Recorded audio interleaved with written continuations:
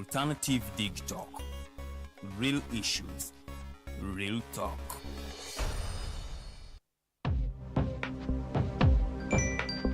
But at the church, though. Tawali man, what's up? Man, can you imagine people just dump everywhere? Someone drinks water and throws the bottle wherever. Come on, Rogers. What else do you expect people to do with an empty bottle? Simanya now, recorder. Do you know that plastics take at least 450 years to decompose? What? That's a long time. Exactly. Because plastics are made out of a lightweight and flexible material that doesn't decompose easily. And plastics everywhere in the environment cause plastic pollution. What is plastic pollution now? It is the accumulation of plastic waste in the environment, like bottles, polythene bags, straws. All of these contribute to plastic pollution. I have been using them without knowing their effect. Yeah, a lot of people have. Plastics are a danger to the ecosystem, both on land and in water. So how can we overcome this problem? Is there something we can do? Oh yes, we can reduce by minimizing the use of plastics, reuse by repurposing them, or recycle by collecting and processing them into new products. Everyone wants to change the world, but no one wants to change themselves for the world. How about we change our habits for the world? And it starts with me and you. This message is brought to you by Alternative Digitalk. Hi, welcome to the Political Dice. Empishi ebyobufuzi. It's controversial, Purely political. well researched, Accurate and global. Oyagala bya parliament oba council. Yes, State House oba ghetto. Ani ayugayuga ku ground. Ani gwe baabuze. Okimanyi nga Dr. Kizza Besigye aleesa amaanyi. Olwo fadda bafutsoli abateeseemu obuvaazi. Oba yo DP eri ku ki? Olwo jeema. Bano ba MKCG bo baddawa. Abo bafuna CDF baamala tebabanja. Olwo baba ate bange bali ku ki? Abo bo akina kulabisa simanyanga posturing tebabiri bali mu structure building. Naye ate ono ye. Ani oyo oba? Ye ali ku ki? Oyo kyomuleketa gamba anyiga maamu. Ebe ndabena birindira no ku the Political Dice ku the Alternative Dig Talk nange Teddy Tenja ewamune Farida Bikobere buli wa Sunday esawa 2.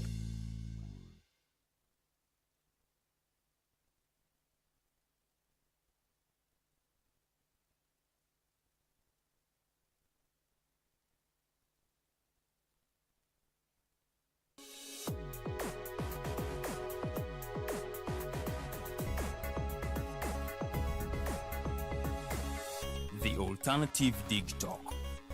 Real issues, real talk.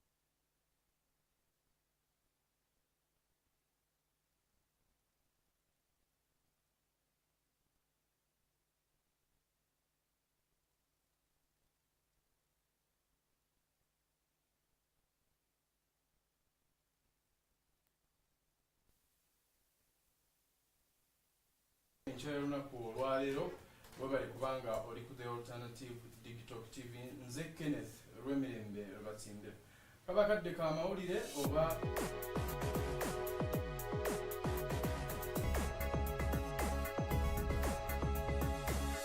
The Alternative Dig Talk. Real issues, real talk.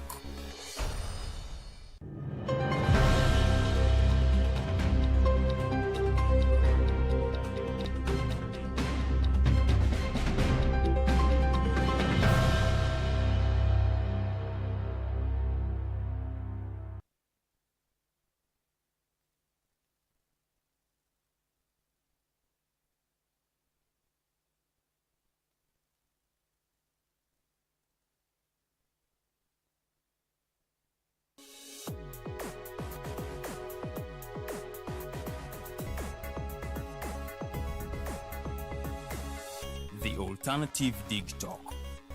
Real issues, real talk.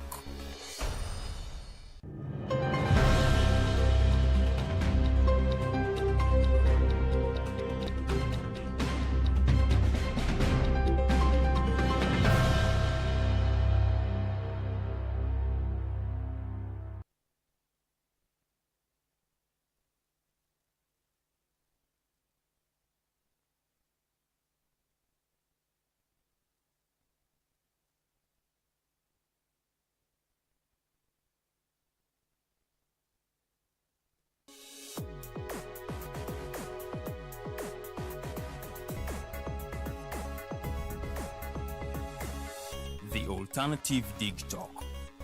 Real issues, real talk.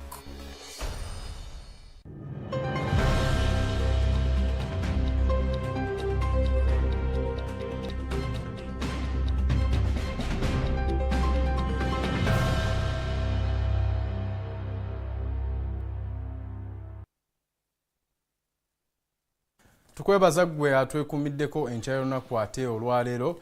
Eno yo the Mighty Global News Updates wakati wa the Mighty Drive.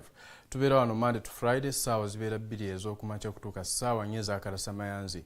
Nkwebaza gwe atwegesa amatu ate n'amaaso ng'otootabulira ku screen yo. Kyenkusaba onyigeka like button tusimbulire wamu. Nze Kenneth Lwemirembe Lubatsimbira. Yeebale eddunda okubanga abukeeseza nga ffenna tuli balamu. Yo the Mighty Global News Updates nzikiriza njitandike ne timu y'abanaffe aba Uganda Cranes abasambidde ddala bulungi ennyo ne unzikanga tufunye goals 2 ku bwerere. Twabadde tusamba eggwanga erya Niger. Twebaza Katonda okubanga byatambudde bwe bityo baana balenza aba the Uganda Cranes ba performing ddala bulungi. Ekyakyusizza tebo nga bweyimiridde mu mpaka zino eza kyano olunaku ate olwaleero. Mu baatebye goolu za Uganda mwe muli Alan Okero ne Joel Serunjogi ne tuwunzikanga tulina goals 2 ku bwerere ne tiimu ey'abanaffe bano aba Niger. Wabula ng'omupiira guno tegunnaba kubanga ate gutandika. Team captains, team head coaches baade bavuddeyo ne boogera nga buli omu awera nkolokooto nga tiimu ye bwegenda ate okubanga ewangula. Twalabyeko owaffe Uganda Cranes ngono emmole byekwasonga agamba nti newankubadde baali bawangula Guinea baade tebalina eyo false confidence nti banaawangula ne guno baade balina okukola n'amaanyi ate okubanga baperformingira ddala bulungi ekyabadde nga ate kirabibwako. Twakirabye ku mupiira guno oluvannyuma lw'okukuba goals 2 ku bwerere. Newankubadde naye omutendesi w'eggwanga erya Niger yabadde avuddeyo n'asuubiza nti bibadde bigenda tutambula bulungi. Ono si mulala ye Haruna Douala owa ttiimu y'abanaffe bano aba Niger. Yabadde asuubiza nti kigenda tutambulira ddala bulungi ku ludda lwabwe, wabula gye byawunzikidde ng'ebintu bikyuseemu. Uganda Cranes yeetise engule ate nate ennyimba eziwaga ne zivugibwa ate mu kisaawe eruuyi eyo. Tebo bweti bweyimiridde mu kibinja C Uganda Cranes mweri nga bwe twogerera bino. Uganda Cranes erina obubonero 6 nga yekulembedde ekibinja C neddirwa ttiimu y'abanaffe aba Algeria n'obubonero 4 ne kuddako ttiimu ya South Africa nayo ng'erina obubonero 4 ate mu position ey'okunanga mwe muli Guinea n'obubonero ate 3. Ebyemizannyo bikyatambulira ddala mu maaso mu ggwanga empaka zino eza CHAN ate nga tusuubira Monday janga 18 ssaawa zijja kubeera 2 ez'akawungeezi. Uganda ejja kubanga ettunka South Africa. Gwatandaba kubanga ofuna tiketi twakugamba dda tickets zibeera ku mutimbagano. Awo nno bwe nvaayokko mu luuyi lw'ebyemizannyo ne tuyingira ku politics ng'akalulu bwe kabindabinda aka 2026 aka general elections. Twategeezeddwa nti abantu abasoba mu 5 be baakajjayo empapula z'obukulembeze empapula ky'obukulembeze bw'eggwanga Uganda okwesimbawo bavuganye President Yoweri Kaguta Museveni akkalidde mu ntebe emyaka egikunukkiriza 4.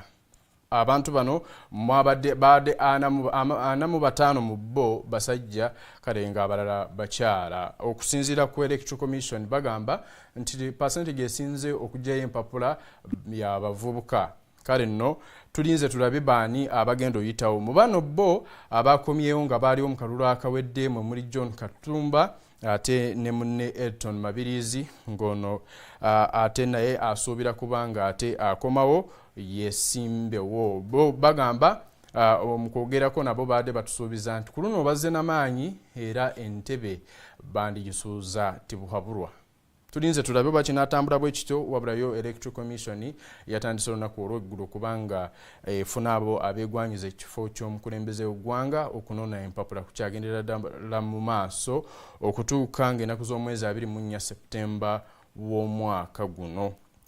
ekibiina ekya NEED nga kino kibadde kikulemberwa Joseph Kabuleta nakyo kyabaddeko kwabo abanoonye empapula nga kikulembeddwamu Secretary General waabwe Charles Basajja ng'ono ye yanoonye empapula olw'ekibiina kye NEED. Wabula bo ate abo aba NEED baatugambye nti badde tebanaba kufuna mukulembeze agenda okubakiikirira newankubadde nga mu mpapula ze baasabye twakakasizza nti badde basabira Joseph Kabuleta. Joseph Kabuleta ono bo ng'ekibiina bamulanga okumenya amateeka n'okukozesa obubi yafeesi ye bwe batyo bo bagamba nti tannaba kubanga yoyo ow'enkomeredde bannayuganda gwe baba basuubira nti yajja. Wabula obubaka buno tujja kwongera okubwetegereza n'okubeera mu mboozi ey'akafubo nabo tumanye obanga ddala kituufu ekibiina kye NEED kijja kufuna omulala. Wabula nga bye tulabako n'amaaso gaffe bitulaga nti Joseph Kabuleta yajja okuba nga akwatira ekibiina kino bendera. Mu baana abeesimbye okuba president bingi ebisabwa oba ebisaanyizo by'olina okuba nabyo okwesimba kuba president nga bino nno mwe muli ssente namungi wa ssente ezikunukiriza oba ezisoba mu bukadde 20 n'okuweza emikono 100 mu 2 out of 3 oba 2 bya 3 ebya districts eziri mu Uganda okulaga support eyo olina okuba nayo gwe ayagala okwesimbawo ku bukulembeze bw'eggwanga ate olage nti ne bw'onooba ofunye okkiriziddwa Electoral Commission ojja kubanga ate ofuna support emala. Kale nno ebyo bibalina okuyitamu okubanga ate basunsula Electoral Commission babeere nga beetaba mu lwokaano ne President Yoweri Kaguta Museveni. Tulinze tulabe ekinaava mu nsiiko eyo wabula ffe nga the Alternative Digital tujja kubeera wano okukakasa n'okkuwa ebyo ebinaaba bifa maeruyi eyo nga nvudde ate nenyingira ekibiina ki National Unity Platform eno nno nga vetting process ekyagenda mu maaso olunaku olw'eggulo. Vetting yabadde mu bitundu by'Ewamala. Ebitundu by'Ewamala bikolebwa districts 5 omuli Mubende, Kyankwanzi, Mityana, Kibuga awamu ne Kassanda. Beeyo babadde bapikinga empapula babadde bagenze kusunsulwamu okubanga ate bayitawo bakwatire ekibiina kino kaadi. Wabula mu kwogera kw'abakulu mu kibiina ki National Unity Platform nga muno mwe muri John Mary Sebufu ngono ya myuka oba ono yakulira ekibiina kya NUPs akakiiko ka NUP ak'ebyokulonda mu bitundu bya Buganda. Yavuddeyo n'ayogera nga mukambwemu n'agamba nti abantu banaaba tebafunye kaadi ate tebeetantala okukomawo ku bwannamunigina obanga independence. Ng'agamba nti okukomawo nga ba independence kino ate kirina engeri gye kizingamya enkola yaabwe ey'okugjawo gwe bayita nakyemalira oba nti kino kinafuya struggle yaabwe bo ng'aba NUP. Kale n'olw'ensonga eyo tebeetantala n'omulundi n'ogumu okubanga ate bajja nga bannamunigina oba ba independence. Tulinze tulabe banga kituufu abantu banaabiwuliriza oba candidates bano ababadde bazze okubanga bavetingibwa banaagoberera okulungamizibwa kw'abakulu mu kibiina. Wabula kube twayogedde nabo bo batukakasiza ddala nti bo bayina obwesige mu nkola y'ebintu mu National Unity Platform n'enkola akakiiko k'ebyokulonda ka NUP gye katwalamu ensonga nti bagirinamu nnyo essuubi. Kale nno ne bwe banaaba tebafunye kaadi bajja kubanga ate bawa ekitiibwa ekibiina kyabwe tebajja kubanga ate bakomawo nga ba independence. Tulinze tulabe ffe tubeerawo okukuwa ebituufu ekinaaba kivudde eruuyi eyo tujja kubanga ate twongera okukikuweereza. Wabula okukomawo nga ba independence y'ensonga oba kyekimu ku ebyo ate ebisinga okuba nga binafuya ebibiina ebimu. Buli kibiina teri kyali kivuddeyo ne kigamba nti abantu bakomewo nga ba independence. Mu kibiina ki NRM twalabye ng'olunaku olw'eggulo bo bagamba abangi bagamba nti bagenda kukomawo nga ba independence oluvannyuma lw'okuba nga tebaamatira na nsalawo eya tribune yateekebwawo. Ate ne NUP tulabanga nayo egamba nti tebaagala muntu n'omu kukomawo nga ba independence wabula nga bo ba independence balina ensonga zaabwe ezibaleetera ate okubanga bakomawo ze baba tebakkaanyizza nazo mu byokulonda. Tulinze tulabe ekinaava eruuyi eyo wabula ate bwe nvaayoko mu NUP ne tugenda mu kibiina ki PFF eno nno baatukakasizza nti banaatera mu bbanga eritasukka wiikisi 2 okubanga ate baleese n'abakwatira bendera ku mu kalulu k'obwa pulezidenti bw'eggwanga wabula batugambye nti bannayuganda tebeekanga singa ekibiina ki PFF kiba kijjeeyo omuntu okukikwatira bendera ng'ate ye ayinza obutakikwatira bendera naye okubanga bo ekibiina ate kiri mabega we nga kimuwagidde yadde nga si wa kibiina ki PFF. Eriiso likyali nnyo mu kibiina ki Alliance for National Transformation kiyite ANT kikulirwa General Mugisha Muntu amaaso gakyatunudde eyo. Essuubi lingi mu bantu bagamba nti ekibiina ki ANT kyandivaamu ate ayinza okubanga ekibiina ki PFF gwe kisimbye emabega. Tulinze tulabe oba kinaatambula bwe kityo wabula bba abakulu mu kibiina ki PFF bavuddeyo ne batugamba nti essaawa yonna mu bbanga eritasukka weeks 2 tujja kubanga ate tufuna amawulire agava eruuyi eyo. Tulinze nze naawe tujja kubeerawo nnyo okubanga ate tukulaga ebivudde mu nsiiko eyo wabula bwe nsala ate n'enfulumako ebweru w'eggwanga eggwanga li Russia awamu n'erya United States of America tulaba nga banaatera ate okusinkana. President Trump ne President Putin banaatera okuba nga ate basinkana. Okusinziira ku mawulire ge tufuna okuva mu White House kyamaze okuba nga kikonfamingibwa sayidi y'Abamerika nti President Putin ajja kuba nga ate akyalako mu ggwanga lya Amerika mu state ya Alaska. Alaska eno bw'olaba ku maapu esemberedde nnyo eggwanga lya Russia. Bangi badde beebuuza obanga kino tekiteeka bunkenke ku President Vladimir Putin owa Russia wabula mu kwekennenya abantu abatunuulira ensonga zino bagamba nti kisobokera ddala okutuuka kwa President Putin mu ggwanga erya Amerika kijja kubanga kiriko ebyokwerinda biyitirivu. Waliwo amagye ageetoolodde awo ekitundu ekya Alaska kyonna neighborhood eri ku mbeera ya bulinzi nnyo. Twalabye nga President Trump ayogerako n'akakasa nga embeera bwejja yadde asuubira nti President Putin waakutuuka mu ggwanga lya Amerika mu budde obwangu ennyo wabula yavudde n'atugamba nti olw'ensonga z'ebyokwerinda okuva mu Russia oba oliawo zandibanga ze zikereesezza ekintu kino wabula n'akakasa nti President Putin yali ready okubanga atuuka mu Alaska kino kijja kuba kikola amawulire ennyo kibadde kirudde okulabika wadde nga abamu bakyalina okweraliikirira nti bannaffe bano Abarussia President waabwe ayinza okuwambibwa olw'okuba nti waliwo emisango mingi gye bamuteekako oluvannyuma lw'okuyingira eggwanga li Ukraine. Wabula security mu mawulire ge tukuŋŋaanya security eri ku high standard ate ne mu mateeka agafuga ensi kibeera tekikkirizibwa omukulembeze w'eggwanga eddala okukyala ate ne bamukwatirayo kiba kimenya mateeka ate ne wekinaaba kituuseewo eggwanga li Russia liri nnyo behind President Vladimir Putin era amukwatako twandyolekera World War III kubanga ebyokwerinda emmeeri ez'amaanyi nuclear weapons Russia byeyina teyinza kulinda ddakiika n'emu kebagezaako okumukwata ne security gy'abeera atambudde nayo mu ggwanga erya Amerika tuyinza okulaba nga ate eggwanga oba ensi esaanawo anti olutalo lutandikirawo wennyini wabeera agenze mu kitundu ekya Alaska embeera n'etabukira ddala wabula ekyenkizo mu bino mu kusisinkana kuno kwe kubanga bafomulatinga engeri oba batema empenda mu engeri olutalo wakati wa Russia ne Ukraine gye lunaakomekkerezebwa. Abatunuulira ensonga zino bagamba nti kuno kwonna kuyisa bivvulu olutalo luno lwakugendera ddala mu maaso olw'okubanga President Putin yali determined okubanga awambira ddala Ukraine abe nga alemesa Ukraine okwegatta ku mukago guno ogwa NATO bwe bunkenke Russia kweri teyagala NATO eyongere okugisemberera ebitundu bingi ebyetoolodde Russia nga byali bya Soviet Union kaakano nga biri wansi wa NATO kale ekyo kigyeraliikiriza nga kirimaanyi erwana nnyo okukuuma amaanyi gaayo nga Russia ate ebe nga efufuggaza yenna ali mu nkolagana ne NATO kyebagezaako okulemesa Ukraine teegatta ku NATO.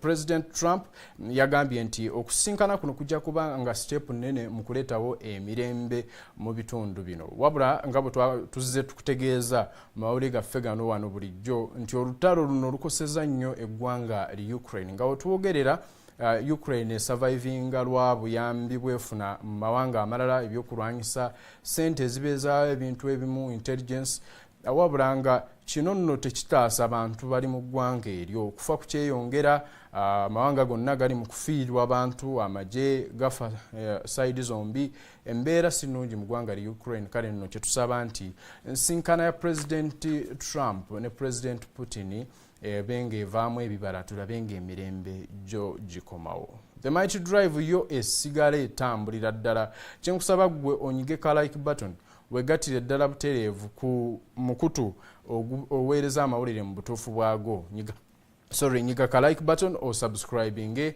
ate otambulira wamu mu kumanya naffe. Nze Kenneth Olwemirembe Lwasimbira, oyo atakuumira musaala akunkuumire.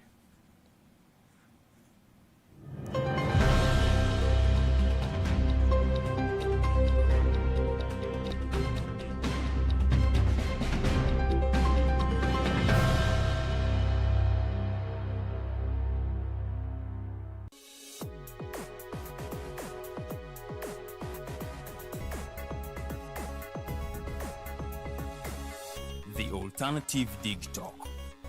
Real issues, real talk.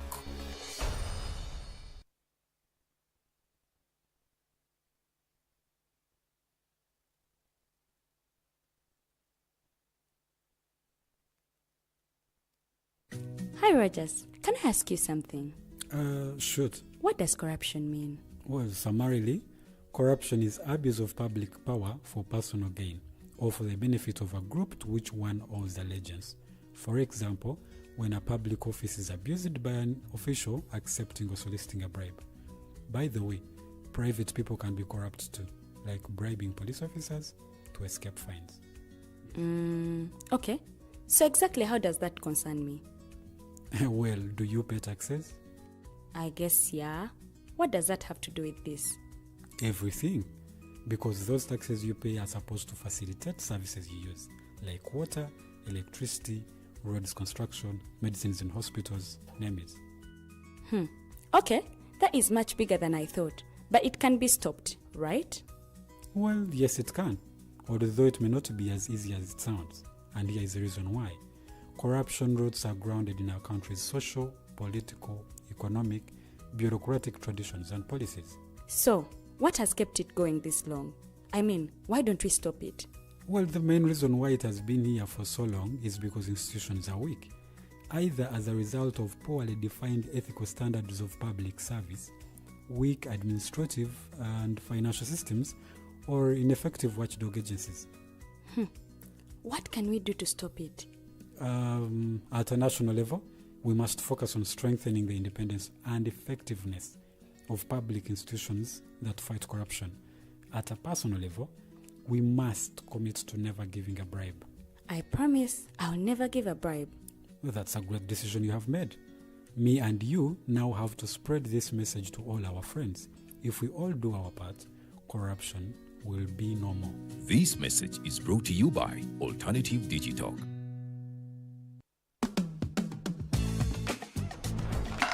Hi, welcome to the Political Dice. empishi y'ebyobufuzi It's controversial, purely political, well researched, accurate and global. Oyagala bya parliament oba council. ya state house oba ghetto, Ani ayugayuga ku ground. ani gwe baabuze, Okimanyi nga Dr. Kiza Besigye aleese amaanyi. olwo fadda bafutsoli abateeseemu obuvaazi, Oba yo DP eri kuki? olwo jeema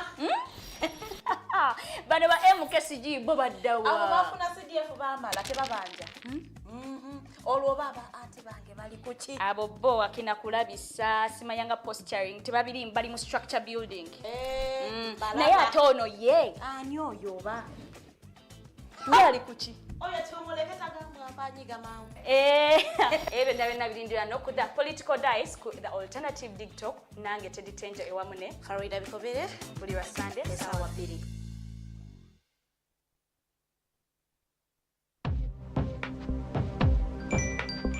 But at the church, though, Tawali man, what's up? man, can you imagine people just dump everywhere? Someone drinks water and throws the bottle wherever. Come on, Rogers. What else do you expect people to do with an empty bottle? Simanya now, Bikola. Did you know that plastics take at least 450 years to decompose?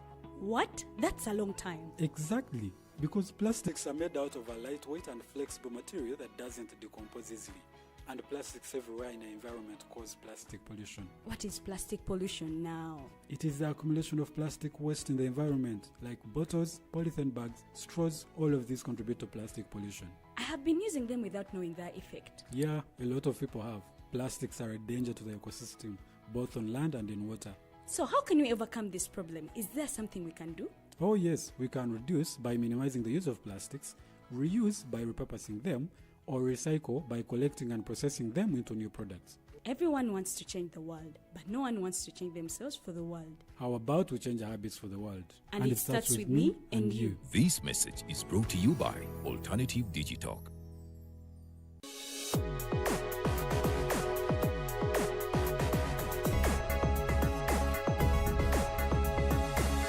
The Alternative Dig Talk. Real issues, real talk.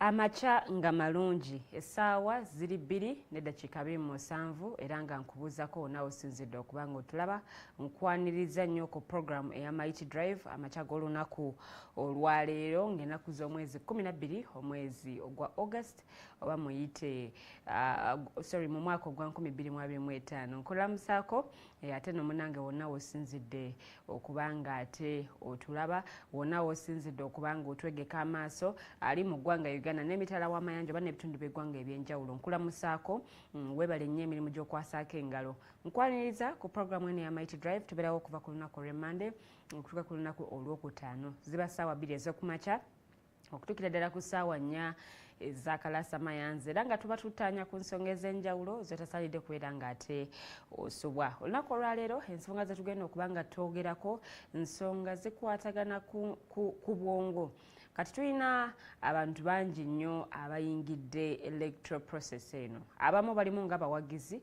weewaawo abamu balimu nga abo abeesimbyewo wabula twagala okwebuuza buti omuntu bw'asobola okumanejinga obwongo bwe n'atafuna buzibu bwonna bwonna ku bwongo oba n'atamenyeka oba ne bw'aba nga tuli mu biseera ebyakalulu nga kanyiinyiitidde ate ono asobola okuba nga embeera eno agiyitamu so omukulu gwe tulina olunaku olwaleero agenda okuba nga aneegattako amanyiddwa nga Gamukama Sulait ono nno nga ye mutandisi wa munange ekitongole ekyagenda okuba nga ate atubuulirako mu maaso awo tugenda kuba twogera nsonga zikwatagana ku bwongo era omwami ono psychologist is a lead psychologist tugenda kuba twogera ku nsonga ezikwatagana n'obulwadde obw'obwongo mental well-being mu biseera bino ebyakalulu bingi nnyo ebigenda mu maaso wabula ate nga n'abamu bibakosa weewaawo nga tebeesimbyewo wabula nga ate bali mu process eno eyakalulu bagenda mu maaso n'okugigoberera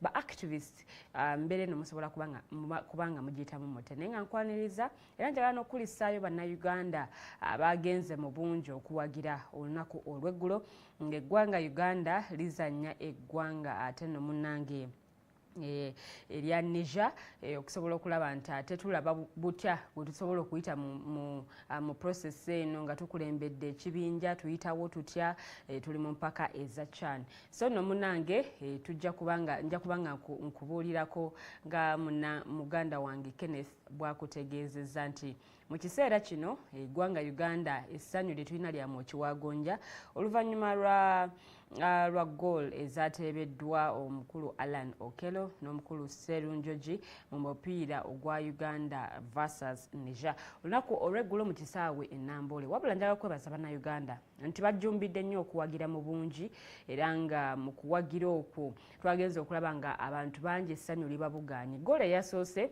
yabadde penalty era nga penalty eno munnange yagenze okujja ng'omu ku bazannyi baffe amanyiddwa nga Mpande ate akubiddwa mu ntabwe ono nno wabaddewo ndowooza opportunity y'okuba nga ateeba wabula ate n'agenda maaso n'okuba nga atomerwa omuzannyi w'eggwanga erya Niger era nno munnange referee n'agenda maaso n'okuba nga agaba penalty naye mu kugaba penalty eno bo abazannyi b'eggwanga erya Niger baadde tebakisiimye ng'omukulu aga nti aze saamukonyeeko kiri awo actually saabadde na tewabaddewo body contact wakati waffe naye no munnange VAR yagenza okuba nga ate tulagira ddala nti munnange mukulu Mpande yali alinga eyateguddwa nga waliwo opportunity okuba nga eggwanga lyattu Uganda liteeba era penalty eno yakubiddwa omukulu Alan Okero nesose nekwatibwa but later on n'agikuba omutwe kale omupiira ne guba nga gwanyweredde ddala mu katimba so ebyo byabaddewo naye nga njaga kwebaza bannayuganda okubanga bajjumbira ate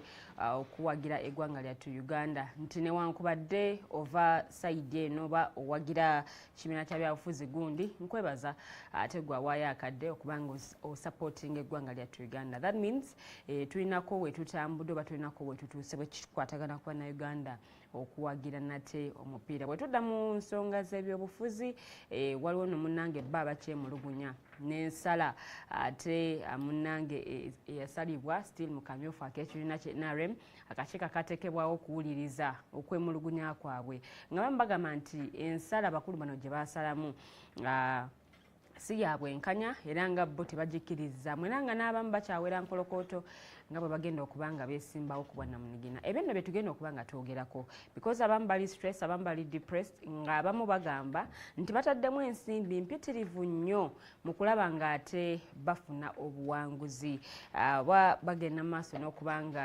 bawangula n'okwesimbawo ku bifo by'obukulembeze ku mitendera egy'enjawulo wabula bafiiringa nga bali let down naye ng'ate ne mu kibiina kya NRM obukulembeze bwa SEC bunatera okuba nga bulondebwa mu maaso awo newankubadde nga abamu bakyaweerezeganya ebisongovu byonna nno tujja kusobola okulaba ng'ate tubiyitaayitamu naye kansooka enyaniriza omugenyi wange olunaku olwaliro amaze okuba nga negatako omukulu Gamukama agenda kuba tubuulira amannya ge byakola then tweyongereko okumutegeera ku bisukka awo ate tuke tugende mu maaso n'okubaganya ebirowoozo mu programu yaffe ey'olunaku olwaliro nkwaniriza nnyo amakya g'olunaku olwaliro buza kuba tulaba neyanziza nnyo neyanzeege okunyaniriza era nesiimye okukusanga amannya nze Gamukama Sulait nga ndi lead psychologist era nga nva mu company eyitibwa Neurolid SMC Limited enyabo okay nkwaniriza nnyo kakati engeri gye weeyanjudde nange kanziremu nkweyanjulire nze omumbejja Luwedde Lilian bwe tugenda okuba nga tutambuza sheeno olunaku olwaleero okutuukira ddala ku ssaawa 4 ez'amakya g'olunaku olwaleero but tulina omuntu waffe akulaba omulundi gwe ogusooka eyandyagadde okutegeera omukulu Gamukama yaani era biki byakola era ekitongole kyavaamu kikola biki neyanziza omukisa ogwo gwompadde omumbejja omukulu nga bwe mbagambye amanya nti nze Gamukama Sulait era nga ndi psychologist nno babeera abantu abakuguka oba basoma ebintu byonna ebikwatagana n'endowooza y'omuntu n'ebikolwa by'omuntu n'embeera omuntu gy'awangaala naye so ekintu kyonna ekikwatagana ku bwongo n'empangala y'abantu mu nneeyisa ne mu bikolwa bayitibwa wa psychologist so ekitongole ekyo kiyitibwa Neurolid era nga kisangibwa mu Uganda mu Kampala ku kizimbe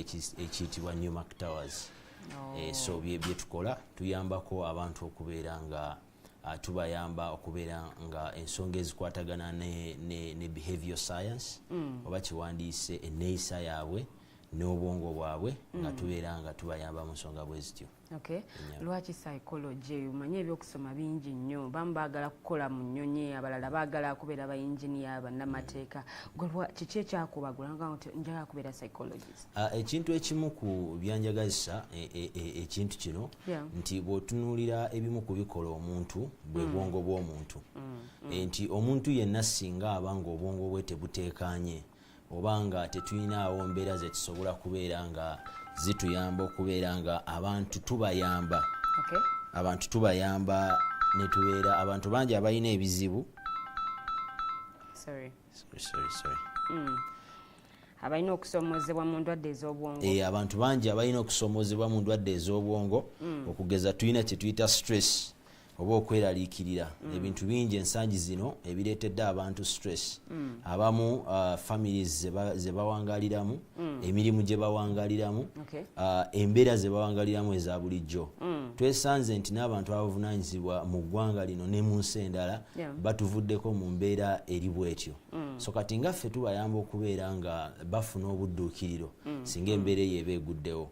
Naye ate n'ekirala nakizuula nti nga bw'olaba era amateeka n'olaba ne disciplines endala kyetaagisibwawo abantu abakuguka mu mbeera y'engeri omuntu gy'awuliramu. Kubanga abantu bangi abeera mu mbeera ng'alina engeri gy'awuliramu naye ng'ate teri asobola kumuyamba kutegeera ngeri gy'awuliramu na butya bwe yeeyisa singa aba awulidde mu mpulira gy'awuliramu. Kati oluusi kitabukamu waliwo embeera gy'obeeramu era tosobola ginnyonnyola muntu. Oli awo togitegeera actually n'erinnya ettuufu ery'okuginnyonnyola omuntu ng'alikubuze. Naye omulimu guno gumaze mu bbanga ki? Omulimu guno ngumazeemu emyaka ndowooza ng'ena oba etaano. Naye nga sigamba nti ogenda kuginnyonnyola, tubeerawo ng'era bw'ogenda mu ddwaliro oba nga bw'ogenda ne bakukebera ekintu ekirala. Naffe tulina tools oba ebintu bye tukozesa okukebera abantu ne tutegeera nti ekika ky'omuntu bw'ati ne bw'ati tugeze nga mu mirimu gye tuwangaalira oba mu mbeera za bulijjo ne tutegeera nti omuntu bw'ati ne bw'ati ali prone oba asobola okubeera nga atawanyizibwa nnyo stress. Era ne bw'oba ng'oli stressed tulina tests ze tukola okugeza tulina tests eziyitibwa nga personality test. Tusobola okukebera ne weguba mulimu ne wezibeera mbeera za bulijjo ne tutegeera nti omuntu ono alina personality bweti n'omuntu ono alina personality bweti. So kakati temunzijeko nti musaayi temukubye empiso. Tetukubye empiso wabula nga tukozesezza tests eziri standard mu nsi yonna. Okugeza tulinamu gye tuyita big 5, tulinamu oceans n'endala.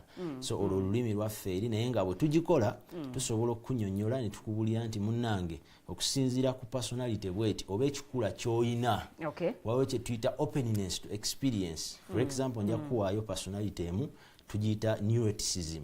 Kati abantu abo babeera nga bali prone oba kyangu nnyo okubeera nga beeraliikirira ne ku mirimu gye bawangaalira. Tulina abantu betuyita extraversion ne introversion. Extraversion be bantu nga bali outgoing. Nga ne mubeera ku mulimu omuntu ono asaagirira, ayogera, getting along with others, kabeere mwana. Kati omuntu oyo nga mwangu nnyo ne mukola emikwano. Kati omuntu oyo tumuyita extraversion. Omuntu oyo ye si mwangu nnyo wakubeera nga agenda mu depression ne anxiety. Bw'omukomparinga n'ekikula ky'omuntu kye bayita introvert, omuntu abeera nga asiriikiridde buli kaseera. Tayagala nnyo kubeera nga abeera nnyo mu bantu. Ebyokusaagirira oluusi bwe musaagirira yayinza n'okunyiiga. Bwe musaaga ennyo yayinza n'okunyiiga. Kati omuntu oyo bwe tumala okutegeera nti omukyalo ono omumbejja agwa mu kika bwe kiti, ffe nga ba psychologist tuteekawo layout ne tumanya nti omukyalo ono asobola okukola mirimu bwe giti, asobola okuwangalira mu mbeera bwe ziti, kebe relationship asobola okubeera mu relationship bweti. Kati ffe ne tukuwa advice singa oba ogigoberedde era tusuubira nti osobola okubeera nga owangaala bulungi. Ne mu mirimu gyennyini nga mu companies ne organizations tests ezo tuzikola okusobola okwewala kye tuyita mismatch.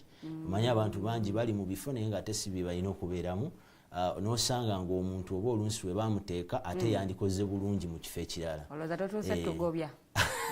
Si kubagobya wabula kubayambako okubeera nga mugetinga along kubanga ate ekyo tetukyenkareginga nga ba psychologist okugoba abantu oba okubajja mu bifo w'ebityo wabula oyinza okukola oyinza otuuka ku office n'okola process eyo yonna ogenda okumaliza ng'abadde boss bamugye ku bwa boss nga yetaaga kubeera ku reception. Era international standards ezetukoleramu tetukikiriza ekyo wabula singa tukizuula tulina recommendations zetuwandiikira baboosi baabwe oba abantu bekikwatako ne tubayisa mu kye tuyita therapy. Ne tubeera nga tubayambako okugetinga along. Tumanya nti omuntu ono waba ali bwati ne bwati tusobola omuteerawo embeera bweti ne bweti nemusobozesa okukopinga up. Okay.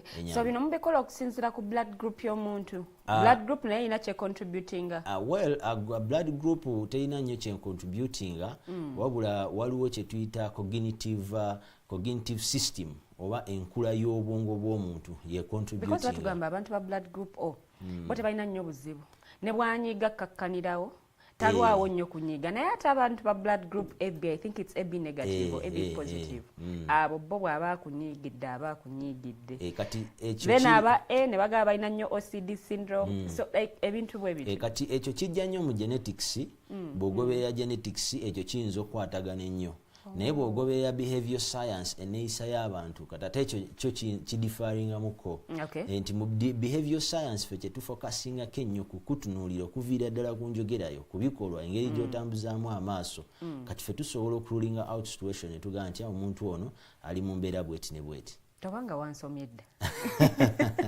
era ripooti nja gikuwanga tuvudde wano okay naye field eno tenaba kubanga etegerekeka nnyo bannayuganda wetujja ku percentages of course omuntu anoonya psychologist how has been the journey ebbanga lino lyonna webale nnyo mu mbejja field eno it's unfortunate nti mu nsi yaffe abantu tebanagitegeera naye ng'ate ekyewunyisa bw'ogenda ebutabika eddwaliro lijjudde kyokka ate munaye ati bw'omuntu wawulira butabika alowooza ku bantu omulalu oba akuba n'amayinja webale nnyo kakati omulalu tazuukuka n'abeera mulalu wabula waliwo kye tuyita triggers ezireetera omuntu okubeera omulalu nti obwongo bw'omuntu bwonna bw'obutunuulira tugiyita cognitive system kati obwongo bw'omuntu buno bulinga bwewandirabye ekisero nja kuwa example y'ekisero nti oteekamu olugoye n'oteekamu essaati n'oteekamu buli kimu okuŋŋaanyiza so lino okuŋŋaanyiza omutwe gwange gw'olaba n'ogw'omuntu omulala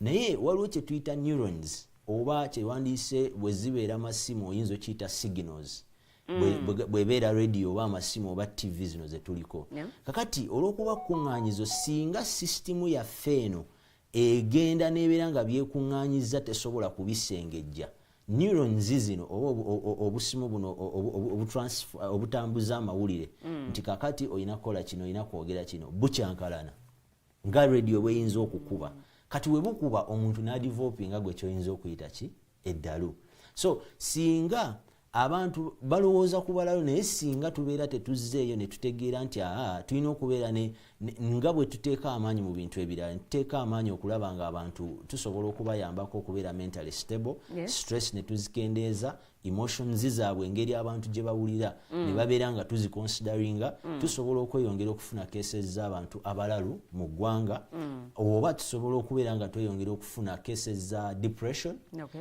tusobola okubeera nga tufuna suicide ne bagamba nti omuntu yabadde awo naye tetwategeddemu naye twamusanze nga yeetuze kiki abantu empulira gye bawulira kubanga amazima agaliwo empangala gye tuwangaala bw'otunuulira empangala gye tuwangaalamu mu ggwanga abantu bangi mu mbejja balina ebizibu abantu bangi batambula ne stress abantu bangi beekyaye n'omuntu okumukyawa obukyayi nti boyfriend we oba bbaawe yamukyayi kiyinza omuleetera okukola ekintu ky'otasuubira so empulira gye tuwuliramu erina okukwatibwa ng'ekintu eky'amaanyi mu ggwanga lino kyeva olaba ensi developing economies zo ziyina departments psychiatric departments nga zo zihandolinga abantu emirimu gye tuwangalira tulina okuba ne ba therapists abaliwo in case of anything nga tuyita mu offices z'aba human resource managers yes in case of anything abakozi bano balina okufiibwako so ekintu ekyo bwe tunakiwa value kijja kutuyamba okubeera ne society oba neggwanga oba n'abantu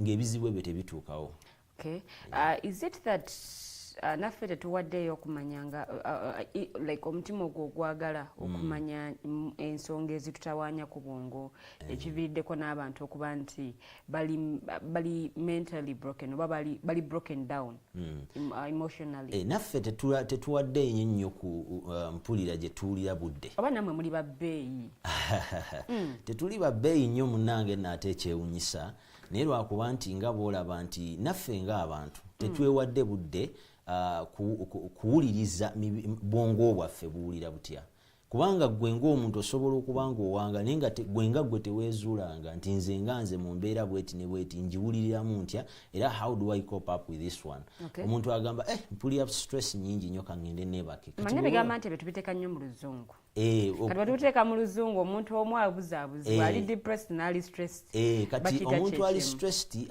ye muntu alinamu okweraliikirira okutonotono nga kwa kaseera katono ate omuntu ali depressed yoyo ayitawo bw'aba abadde ali ku mulimu bw'afuna okweraliikirira n'ebyemirimu n'akola ki nti bwe mba ndi stress tugeze nyina deadline gye nyina okumeetinga osobola okubeera stress yennyabo okusobola okupleasing oba client or anything ennyabo bwe mala omupleasing awo nsobola okubeera very fine naye ate bw'obeera nga kiyiseewo mweyo ale stage then kyekiri kye tugendamu ne tugenda nti depression omuntu naaba nga abadde alya emmere takyafuna appetite omuntu abadde yeebaka mpaka ku makya abantu tebeebaka asula mu buliri ng'awulira ebiri wabweru omuntu abadde ajja ku mulimu ng'atuuka ssaawa 2 atuuka ssaawa 5 kakati eyo stage obeera otandise okuyingira mu kye tuyita depression stage bwe tuva mu depression stage ate waliwo stage endala gye tubeera tetwagala otuukeko oba gye twandiyise critical stage omuntu wakolera decision ng'eri biased oba gye tuyita cognitive bias n'abeera nga akola ekintu ekibeera nga tekyetaagisa tuwuliddeko bipolar and all that anxiety kugaoli nga nawe baba bamusuubiza ssente omuntu obudde bwa bunaterako katono nnyo okutuuka ng'omulaba tateredde emmeeme emuteese ebyo byonna byonna bijja lwaki ebyo byonna byonna era nga bwe nkugambye nti tetufunye enlightenment about our feelings and emotions abantu bakitwala ng'ekintu ekyokusaaga naye ng'ate kintu kikulu nnyo kakati olw'okuba nti we are not sensitized about this nti bw'obeera ng'oli mu mbeera bweti kino kyolina okubeera nga okola because sometimes even excitement it triggers a few hormones kakati yes so if you cannot sina kusanyuka nnyo kati mulimu omuntu nga libwasanyuka ennyo ate nawe akolerawo era y'amaanyi kakati omuntu omusuubiza ssente kiringa for example nja kuwaayo just ekintu kimu kyokka nti bw'otunuulira kati nga omuntu nga takwatangako ku ssente nojja n'omugamba ngenda kuwaayo miliyoni 10 naye ng'amazima ga Katonda takwatangako ku miliyoni we ziba 3 omuntu ono waabanga tateekateekeddwa ssente zino z'ogenda kumuwa emmotoka eyinza n'omukuba kubanga asobola okuleeta ebirowoozo byonna by'abadde alina renti ebizibu byonna by'abadde alina n'alaba nga agenda bimaliza mu ssaawa etya kakati kitegeeza nti n'okusala obusaze ekkubo obwongo bwe kye bumuwa atandika okukola imaginations n'akola artistic impression of the kati n'agetinga puzzled kati kitegeeza nti n'okusanyuka ennyo nti akuwa ofaananyi nga bw'abwoza kakati kitegeeza nti olina okumanya ng'omuntu nti abwe nsanyuka ennyo wano wenyina okukoma ate era bwe nyiiga ennyo wano wenyina okukola ki okukoma amasanyu gotasobola kuyimiriza munange n'amasanyu ekituufu naye ate era tolina gasusa kubanga bw'ogasusa osobola okukoleramu ensobi ndooza gwatulaba tukusiigidde ekifaananyi ku butya show bwegenda okuba nga etambula so nsaba okozesa comment section tekayo endowoozayo tekayo ebibuuzo tugenda mu biseera ebyakalulu okukyamuukirira kungi nnyo abamu bakyamuse weewaawo nga n'abamu bali mu bweraliikirivu naye tugenda kuba tubyogerako especially abavubuka abaana aba activist abesimbyewo afunye ka link osobola okuba nga okasharingako n'omuntu omulala so nga ate gwe ali mu kulaba osobola okuba nga otegeezako n'omulala tulabira ku Facebook ne ku YouTube nsaba okozesa platforms ezo tube nga ate tutambulira wamu naye mukulu omugenyi wange olunaku olwaleero njala tusooke twebuuze tuli mu mulembe nga technology ali at its peak information osobola omujja anywhere ojja kugenda ku bibanja byonna byonna weeyagala okujja information about mental health about your mental well-being but is it that information ono tulemeddwa muteekesa mu nkola byannyonnyola bye tutategeera okuba nti ne mental health cases zeeyongedde oba nammwe ababitusomesa mwe mutatuwa information amala kakati neyanzira nnyo mu mbejja ekibuuzo ekyo ky'obuuzizza omulembe weeguli technology waali naye nga bw'olaba nti buli industry ebeeramu abantu betwandiyise ba pro nti ba psychologists betulina mu ggwanga first of all si bangi nnyo si bangi nnyo then kati I think tebawera na 10 so kati ekirala nti ne government and other development partners tebataddeemu nnyo maanyi kubeera nga discipline ene bagimanyisa oba bagimunyisa mu bantu nti bw'otunuulira eggwanga lino at least every region twandibadde tulinamu lead psychologist ngoyo ye ali in charge okumakinga sure nti abantu abava mu yo region n'abantu abali mu ebyo ebifo babeera nga ba accessing services. So n'okubeera nga tuteekawo campaigns ez'amaanyi nga tuyita ku platforms ng'eno okwogerako n'abantu about their emotions and the mental well-being. Abantu bano babeere nga bategeera ki ekyokukola. Naye munnange nno ekyewuunyisa nti psychology takoma ku ebyo bibiri bye njogedde. It's a very, very huge discipline. Okugeza for example bwe tutunulira workplace nga oyina psychologist omulungi, workplace tulinamu kye tuyita industrial and organizational psychology. Abo bonga era ng'ekyo nakyo nakikugukamu. Abo bonga batunulira companies oba organizations set up okuviira ddala ku bakozi bayisibwa batya, abawangaala batya, ababakozesa balina employer relationships. Bayambako okukola kye tuyita assessment programs mu organizations. Okugeza mu Uganda tulinamu kye tuyita employee of the year award. Ne bayambako okubeera nga bakola assessment ezo. To some people ebateeka ku pressure. Ebateeka ku pressure naye munnange kirina okukolebwa kubanga tulina okwawadinga nga mu mbejja ne tugamba nti okoze bulungi. Naye tetugenda kwawadinga nga tusinziira just kwawadinga gwoba oyagadde. Naye organizations zino oba competing companies mu ggwanga ziteeka awards zino nga they involve in psychologists okukola assessment ezo. Ne mu recruitment process yennyini nga bagaba emirimu. Twandirecommending nze babeere nga balina ba industrial psychologist kubanga bajja kubayambako okukola interviews zino n'okuselectinga abantu abalina okubeera mu bifo bino. Ate oba oli awo bano abantu era be bakuguka mu kye twandiyise labor laws oba amateeka agafuga abakozesa ne be bakozesa mu Uganda. So in case of any dispute wekijja ku nsonga za compensations n'ebirala bano abantu. So organizations zennyini training and development okubeera nga abakozi ne be bakozesa bafuna training emala, motivations abakozi babeeramu mu mirimu naye nga balina stress and burnout, they are not productive at all. So kati kitegeeza nti nga bw'obuuza technology waali naye obuzibu taweereddwa budde kubeera nga campaigns bwe ziti abantu bavaayo ne babeera nga basobola okubeera nga babuulira abantu ne bategeera nti discipline eno mu Uganda ekola ki mweri era abantu basobola ogiganyulwamu. Naye nga information weri naye okugituukako n'oli okugirowoozaako kiyinza okuba ekizibu kubanga abamu tebakimanyi. Abantu abamu bagamba nti omuntu mubulamu bwe yeetaagamu stress once in a while. Nobeerako stressed. Is it really good? Nze nga psychologist siyinza ku advisinga muntu nti mubulamu bwe yeetaagamu stress. However nti mbwe kuleetera okulowooza ennyo bwatugamba obwongo bwo bugguka. Kubanga internationally tubadde ku research eyakakolebwa we don't have any way we can improve IQ, intelligence conscious of someone. Mu nsi tewali professor even in Harvard, even in Massachusetts and Yale, yakoze research engeri gy'oyinza okuimprovinga obwongo bw'omuntu in terms of IQ oba engeri omuntu gy'alowooza ne speed kwalowooleza. So mu Luganda nyinza okukozesa ekigambo abamu tebakitwala obubi naye nga omanya abasawo sometimes abo kati nze ndi musawo wa bwongo sometimes waliwo abamu abakiyita obusiru. Sijja saagala bakifune bubi nti obusiru nkikozesezza in quotes nti omuntu tulina abantu bandiyisa abagezi n'abasiru. Kakati in reality it's very hard for you to determine omugezi n'omusiru because bano abantu balina traits zanjawulo. Naye let us assume nti kituufu kibaddewo. Kati according to research tewali professor yenna yazudde omuntu omusiru omufuula otya omugezi.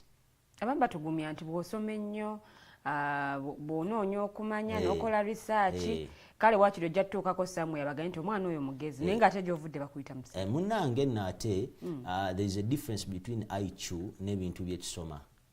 Bino IQ eringa bw'olaba mmere efacilitatinga bintu byekisoma mu kibiina. So osobola okuba ng'olina ebintu by'omanyi mu kibiina naye ng'ate IQ scores zo ziri wansi ku muntu ate gw'olaba nga atalina kye yasoma. Olwo ge bayita amagezi amazaali. Wategedde mu mbejja. Kati tulina abantu era aba psychologist tetukidinayinga osobola okubeerawo nga IQ yo singa tubeera nga tugimeasurinze eri wala nnyo compared ku IQ y'omuntu ate ggogola nga yakola ki ngeyasoma. So education is not a measure of intelligence. omuntu asobola okuba nga yasoma naye nga bw'otunuulira cognitive composure ate omuntu oli gwolanga atalina nnyo research gwakoze ng'ate eri waggulu. So singa aba aweereddwa omukisa omuntu oyo ate asobola okubeera nga akola oli kyakola okusinga n'oli bw'akikola. Ndowooza tutegedde omuntu alina okubaako n'amagezi amazaale makulu nnyo gano gatambulira mu line mu buzaale bwe butya bwajja because waliwo abantu abamu abagamba nti olina amagezi g'alina gava ku jjajjaawe kizze kitambulira mu famire. So nga ate oli asobola okugamba nti ono nga bwe wakitamize nti obusiru bwe bwa famire butambula bwe butyo. Ekibuuzo ky'obuuza kirungi nnyo era njagala abatulaba bategeere nti that it has to do a lot with genetics. There are some people which are naturally gifted. Yes, nga bo bagezi. So nga tekiri ku blood group ye wabula nga lineage yaabwe. Yes, it is very very possible. Anti blood group eno zimu zitambulira era mu family. So blood groups z'abantu ogenda okutunuulira maama taata bw'omukompeyalinga n'omwana nga balina a lot of, remember genetics zino zikalinga information nyingi through what we call the DNA omuntu nga formingibwa. Kakati DNA yo singa ogireeta n'ogimixinga ne DNA y'omuntu omulala ng'omuntu ono abadde alina IQ eri waggulu ate in the end tesuubira kubeera ng'okola ki ng'ofuna omwana nga DNA nga IQ eri wansi. Eriwe singa contributing eya maama eya taata. Ndowooza era eya taata yesinga okyogedera kuba oli mwami wadde bamaama si kyangu kuwuliriza naye ng'era bwe kiri. Okay, so omuntu zino nazo zicontributinga ku IQ y'omuntu. Enyabo. Obusungu kimu ku bintu abantu bye balina abamu bye bawangaala nabyo ne wesanga oli aga nti fe obusungu bwe tulina bwakika nabwo butambulira hand in hand with the genetic way of everything. Very true. Ng'era bw'obuuziza njagala abatulaba bategeere nti kisobokera ddala bulungi okubanga obusungu bwakika naye kati omulimu gw'abapsychologist awe gujjiramu nti tulina okubeera nga tukuwa standard guidelines on how you can cope up with that because tulinamu personalities z'abantu nga bwe nakugambye nti mu bintu byonna bye tusobola okukyusa sisobola kukyusa personality yo nti omuntu ono waliwo abantu betuyita agreeableness nga bagetting along with others ate nga baagala nnyo okubeera nga bayamba abantu abalala. These are agreeable people. Kati omuntu bw'atyo asobola okwerekereza taina naye ayagala akuyambe. Those are called agreeable people. Omuntu ono ayagala nnyo abeere nga abalala babeera bulungi even sometimes ye ne waba tabadde bulungi. Kati omuntu oyo eyo personality tolina ngeri gy'ogikyusa ate n'omufuula ng'omuntu let's say for example nja kuwa omuntu gwe twandiyise nga neurotic. Omuntu ono abeera yekka nga reserved. So ye we mubeera muli mu byakuyamba ye takola ki? Tainaako wagwa watuufu. Yes, I would say like a sadist in simple terms. Ye ayagala kubeera yekka well reserved ebintu byabikole yekka abitereeze. Sometimes they are perfectionist because abantu abo baagala nnyo n'abeera nga ye managigira ebintu bye. So as others are getting praises nti oba bali agreeable bakola n'abalala ye tayagala bimanya. So kati personality tosobola gikyusa kitegeeza nti olina kuteekawo nkola okulaba nga abantu bano bonna babeera nga bawangaala bulungi mu society n'abalala kyekimu n'ekiri ekyobuzizo ekyobusungu nti abantu bano tubayamba ne tubagamba nti munnange okusinziira ku report efulumye oli bwoti ne bwoti ne bwoti naye osobola okukola kino ne kino okubeera nga you live better with people ate n'obeera nga owangalira bulungi gy'okolera ne mu bulamu. Before we break mu baana tusobola okubeera nga tuli baana tugeze mama nga azadde abaana bano oba bataano nga muffe mulimu alina that kind of personality ali reserved tali outgoing mu njogera enfuutifuuti baga nti tomubamirako ne bw'aba alina kyakola muwa obudde bwe. Kino kiva ku ki okuba nti mu baana mulimu ate ayawukanye so nga ate abazadde abatuzadde be bamu. Well kituufu nnyo era nga bw'ogambye nanti era nti tusobola okuba nga ffenna tuva mu bazadde be bamu naye nga tuli ba blood groups ez'anjawulo nga nze ndiwa O nga gwe oliwa AB+. Nga abatuzadde be bamu? Yes, very possible.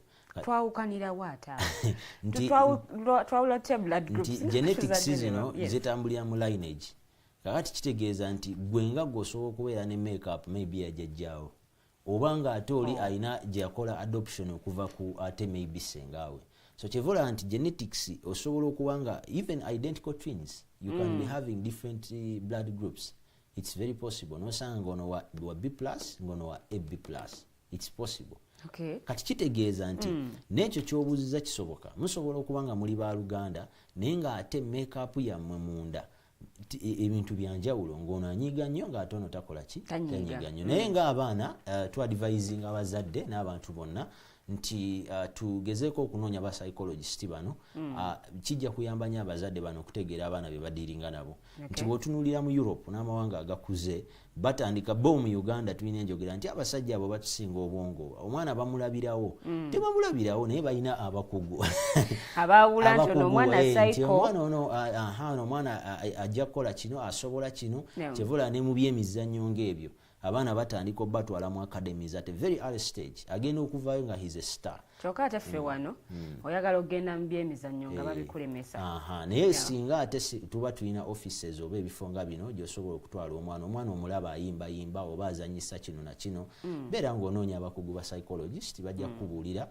bajja mu observinga with a few times bategeere ne bana abaana bamaze nga senior 6 bagenda ku university abazadde babeeyunire nnyo ba psychologist kubanga kigenda kubayamba okutegeera career path omanyi teri kintu kisinga bubi kubeera mu kifo kyotalina kubeera mu ggwe nga ggwe wasoma okubeera doctor naye you don't want anything to do with doctor even your personality does not favor you in that mulimu abantu nga akola kutuukiriza mukolo mulimu abantu nga yeesanga mu mulimu oba yeesanga mu course because maybe of parental influence or because it is what was available n'ebirala naye bwe tukwata abaana bano abanaatera okukola break even kijja kuyamba abazadde okumanya nti nze omwana wange bw'agenda ku university oba teyeetaaga agenda ku university kaagende mu institution akole kino na kino kati ogenda kubeera nga tofunye kye bayita mismatch ojja kufulumya omuntu ddala ng'alina okufuluma nga bw'afuluma so tekiyamba abazadde bokka naye neggwanga kisobola otuyamba okutegeka eggwanga ne tubeera nga abaana abafuluma because you look at the rate at people which they graduate too many people but when you go into the job market mu katale n'olaba nga abantu abasinga mbutuufu kituufu basomye but they cannot apply what they have studied why that is purely a mismatch kati ffe tukitandika okuva nga omwana akyali muto if we are to focus on that area ne tugamba no omwana ono ng'akola break even amaze senior 6 oba senior 4 tumaze omuobservinga singa abranchinga n'agenda mu line wet asobola okufuuka omuntu ow'omugaso mu ggwanga so bingi eno discipline ekwata buli wamu naye nga esobola okutuyamba okubeera nga we move forward as a country.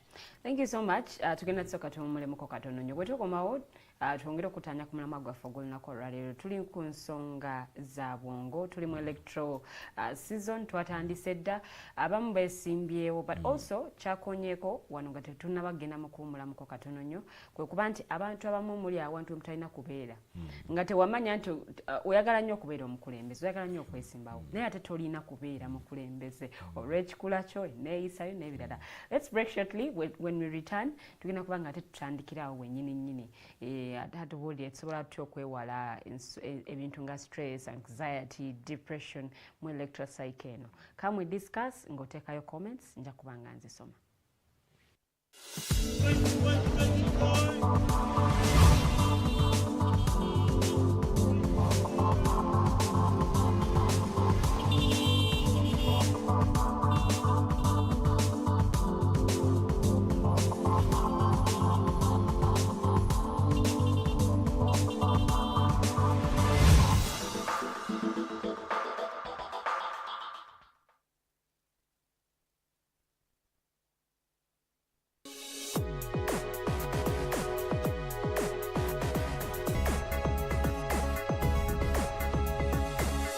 The Alternative Dig Talk. Real issues, real talk.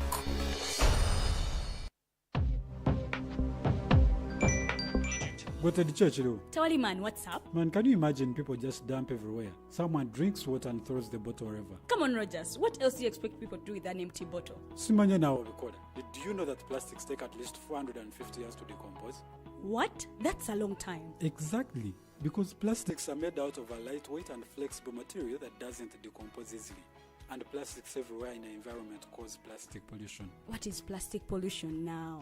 It is the accumulation of plastic waste in the environment, like bottles, polythene bags, straws. All of these contribute to plastic pollution. I have been using them without knowing their effect. Yeah, a lot of people have. Plastics are a danger to the ecosystem, both on land and in water. So how can we overcome this problem? Is there something we can do? Oh yes, we can reduce by minimizing the use of plastics, reuse by repurposing them, or recycle by collecting and processing them into new products. Everyone wants to change the world, but no one wants to change themselves for the world. How about we change our habits for the world? And it starts with me and you. This message is brought to you by Alternative Digitalk.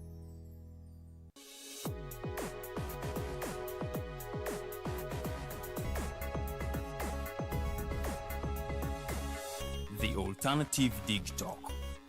Real issues, real talk.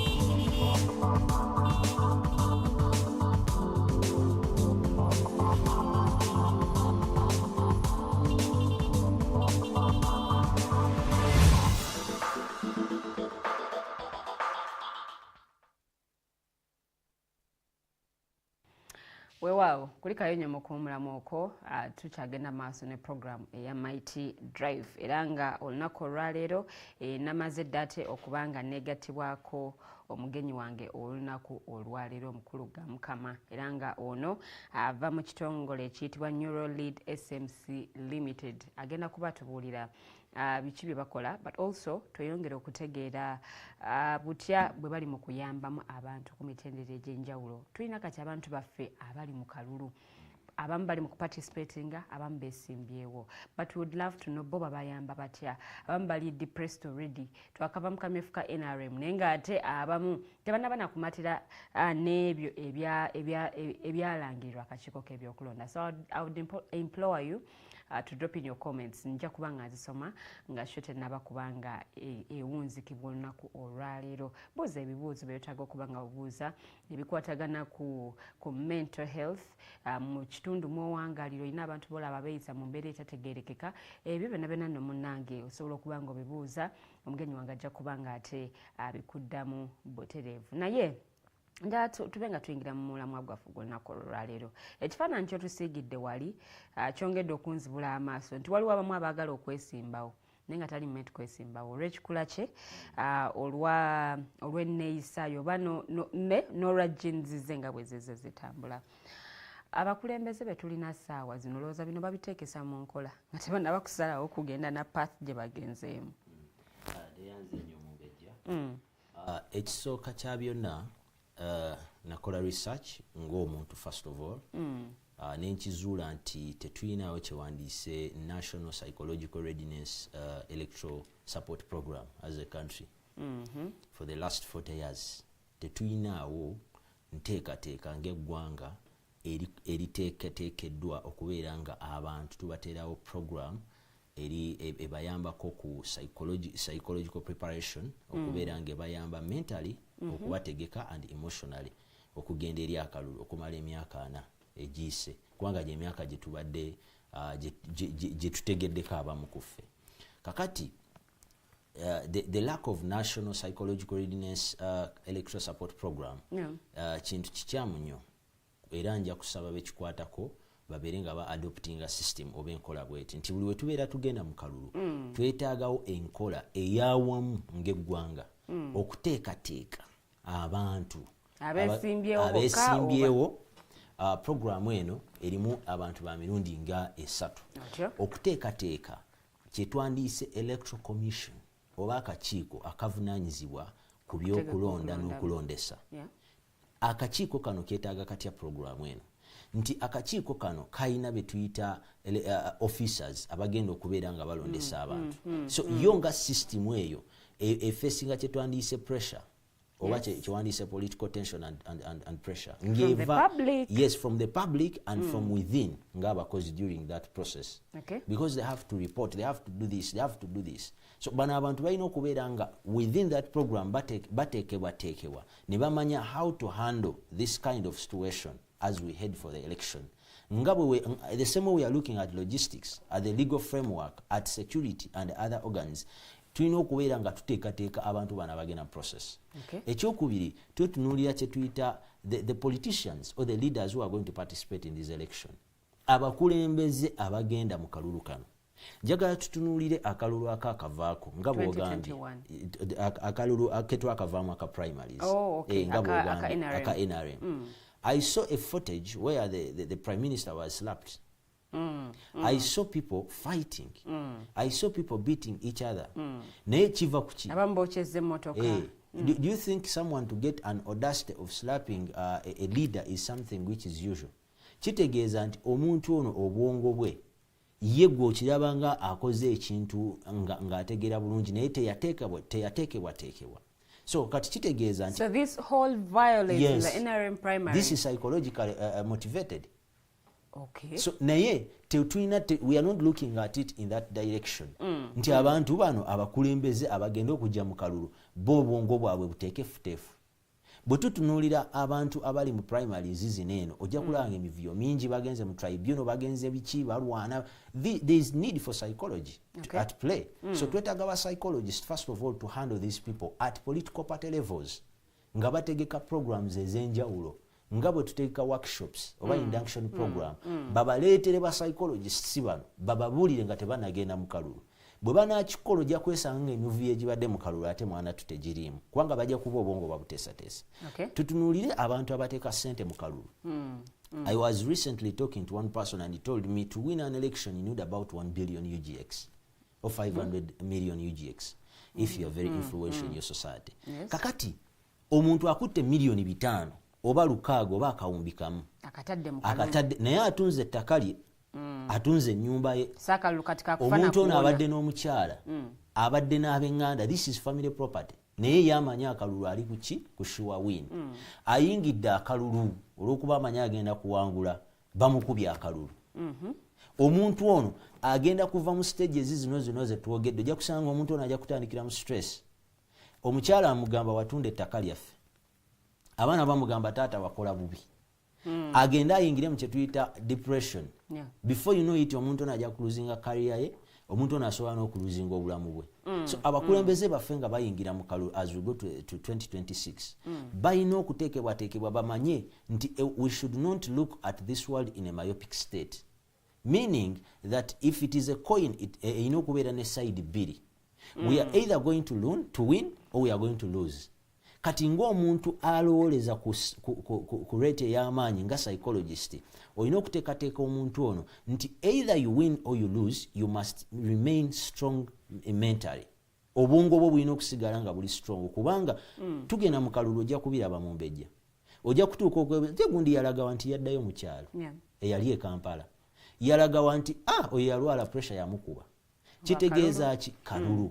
So nga tugenda mu kalulu ssente ze tuteekamu ennyingi nga abantu abagenda mu kalulu zisobola nazo okuvaako trigger omuntu n'abeera nga agenda kubeera nga ali gundi. Ekirala ba leaders baffe abagenda mu kalulu balina okuteekateekebwa ne bamanya nti abantu wemba bagenze mu kino kyensobola okwogera oba kino kyensobola okukola ne kibeera nga ate tekitriggaringa gundi issues in terms of psychology mu balonzi bange nange ng'omuntu. Nanti waliwo vibe ejja ng'ogenze mu bantu abo. Vibe yo it's okay, vibe is normal. Ne bakuwa essanyu n'oyogera n'ebyotandi. So kati you can trigger you yourself as a leader, you can trigger that nga gwe tokitegedde indirectly. So abantu bano as leaders, because this is a non-partisan issue, ekwata both at the government and all other people in the opposition. Kasita baba nti bakulembeze balina okubeera ne frameworks within different parties eziyamba okubeera nga bateekateeka abakulembeze baabwe. Even when you look at other political parties abali mu kugaba kadi, we are looking at people abusing each other. When you look at social media, you are all coming from the same opposition party, naye mweyuzayuza. So g'osuubira psychologically what is it, which kind of information, kubanga nagambye tutunuulire obwongo ng'ekisero, kiki ky'oteeka mu balonzi.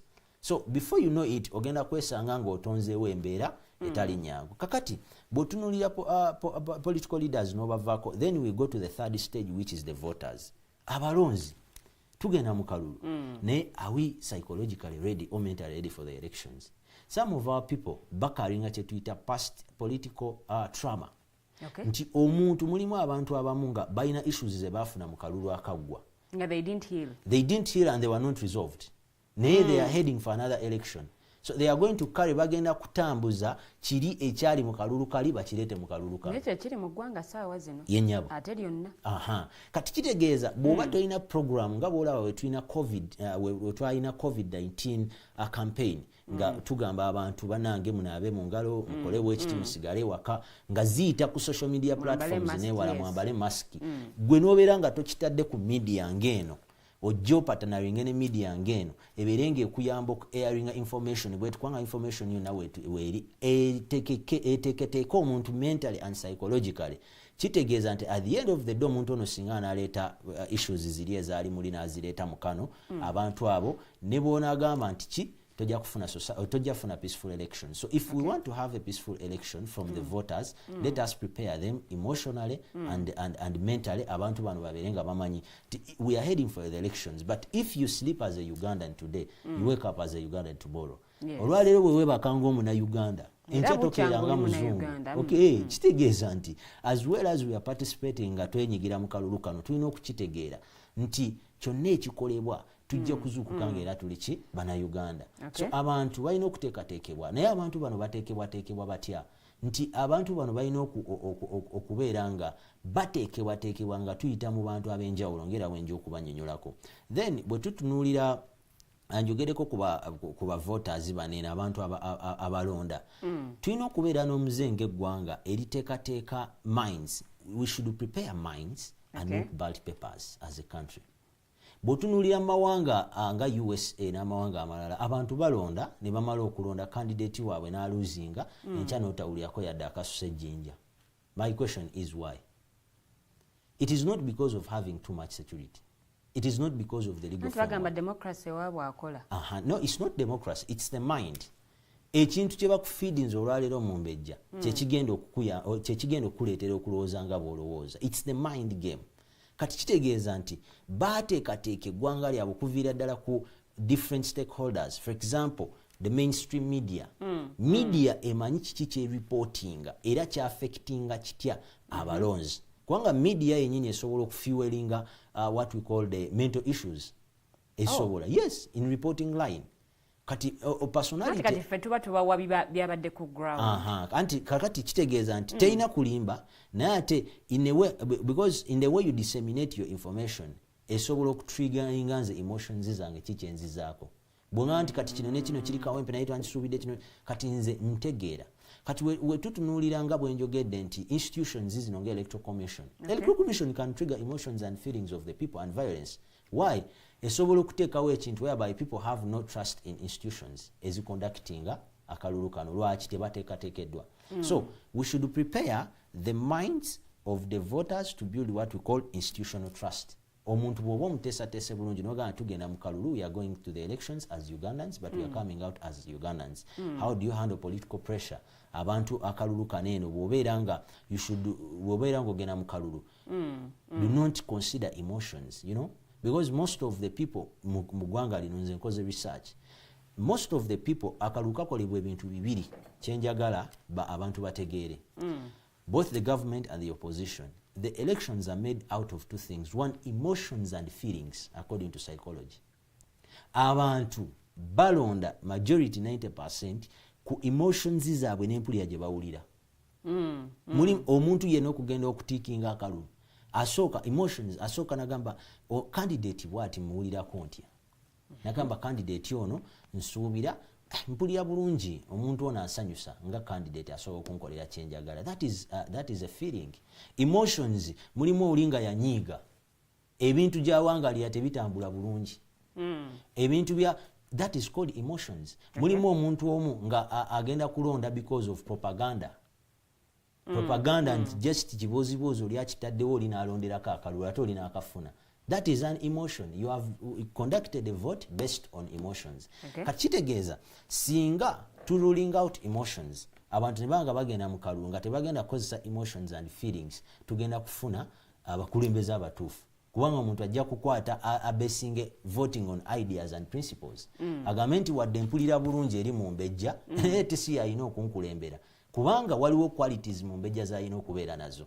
kati kitegeeza nti akalulu ako ne bwe kaggwa tewali ayinza kasuka jjinja kubanga eggwanga lyateekateekebwa ne mubalaga through campaigns through posters through social media networks through mainstream media through local leaders through churches through abantu bano bonna baateekateekebwa ne bategeera nti we can vote leaders tusobola okulonda abakulembeze baffe nga tusinziira ku qualities kati tewali ngeri muntu gyagenda agamba nti democracy takola nti oba wazeewo violence nti oba ki obadde okimanyi mumbejja nti mu ggwanga lino especially people between the age of 18 to 35 years some of them are first time voters naye awo tubadde tugenda tuukawo ku generations weewaawo osize ekifaananyi ku bantu ku mitendera egy'enjawulo akakiiko k'ebyokulonda abeesimbyewo abantu abalonzi ngaffe owokuna yaaliwa owokuna electoral commission njogeddeko nenjogera ku balonzi nenjogera ku bavoters nenjogera ku abalina okugetinga psychologically oriented nenjogera ku forces our forces for example the UPDF and the police forces. These people also need to have this psychological orientation program or to learn or to understand their emotions and feelings to rule them out as they are handling this process because bano abantu they are key major players. Kati kitegeeza singa abantu bano abagenda mu field tebabeeranga. Yesterday I was on somewhere in a car driving somewhere and I saw a police officer. We were going to watch a match. It was just a small scuffle, just like 2 minutes, and the guy slapped a very old man. Namukuba oluyi. Then me as a psychologist I said ono guy akubye ono oluyi, but what is this? I had to rule out the situation. Nentegeera nti ono omuntu akikoze not because abadde ki naye because omuntu ono teyateeketeekebwa psychologically to understand how to handle people. Ye amukubye bukubi luyi immediately like that. So kitegeeza nti omuntu ono gw'okubye oluyi muntu mukulu ate naye alina feelings. Singa naye adrivinga feelings ze oba emotions ze, that is when we get a problem as a country.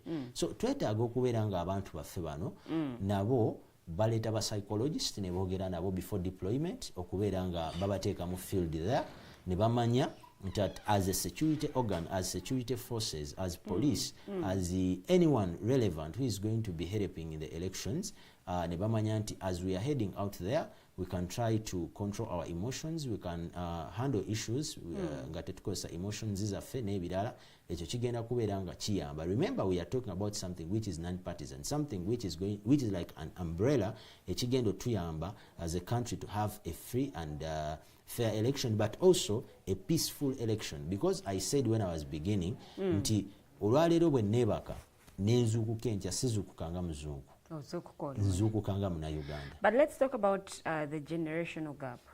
Tulina abantu of course abaluddewo wetwogerera biggest population oba biggest percentage of Ugandans bavubuka baana bato watuwaddeko age bracket ya 18 to 35 first time voters. The energies are up there. Bawulira ddala nga amaanyi bageewulira. And one would say pressures ezaaliwo ku bajjajjaffe during the electoral cycle zaawukana n'ezaakaakano. Have they also contributed to mental unwellness during the electoral process one in Uganda? Thank you very much. Generation gaps are very, very important. Because ebintu engeri gye bikolebwamu ennaku zino omuntu aba akulimbye nti gye byali bikolebwamu emyaka giri egyayita bwe giri ssaawa zino. Kakati bwe tumala okitegeera nti we are dealing with Gen Zs and millennials at this moment in time, then tulina okubeera nga tuteekateeka engeri gye because ekyo tosobola kiruling out. That is their age, that is their generation, and that is their emotion, and that is their feelings. Naye ng'omuzadde omulungi oba ng'omukulembeze omulungi kiki kye tukusaba nti bw'omala okutegeera abantu booto from the psychological perspective of it, soka weebuuze ba Gen Zs ne ba millennials n'abalala wa we basinga okusaasaanyiza obudde bwabwe. Social media. Thank you very much. Kakati use social media effectively, hands down, to pass information esobola okusinkinga into their mind about this election that we are heading in, if you want them to be mentally and emotionally prepared. We can use a lot of people. For example, the musicians. There are some musicians, artists that these people believe in. Osobola okuyisa campaigns zo mu bayimbi nga bano ne babeera nga bakola skits ezisobola okuyamba informing, because ye Gen Z wanaagenda ku TikTok n'alaba nga, let's say for example, I will not mention names of the musician, naye ng'omuyimbi ow'amaanyi ataddeyo akantu ngaako kenkugambye nti if you sleep today as a Ugandan, you wake up as a Ugandan tomorrow. Muntu ajja kugamba, after all, I don't have to hurt Mumbejja because we are all Ugandans. Yeah, there is a bigger picture which is Uganda, which is going to be there even after this election. Kati abantu abo bw'oba handlingira ku media, in that media bracket, ojja kulaba nga bw'obanga TikTok ogikozeseza bulungi, Facebook ogikozeseza bulungi, and other social media handles and programs, ojja kulaba nga information actually gyoyagala okuyisa ogiyisiza. I would give just a small example about the son of the current president of the USA, this Baron Trump.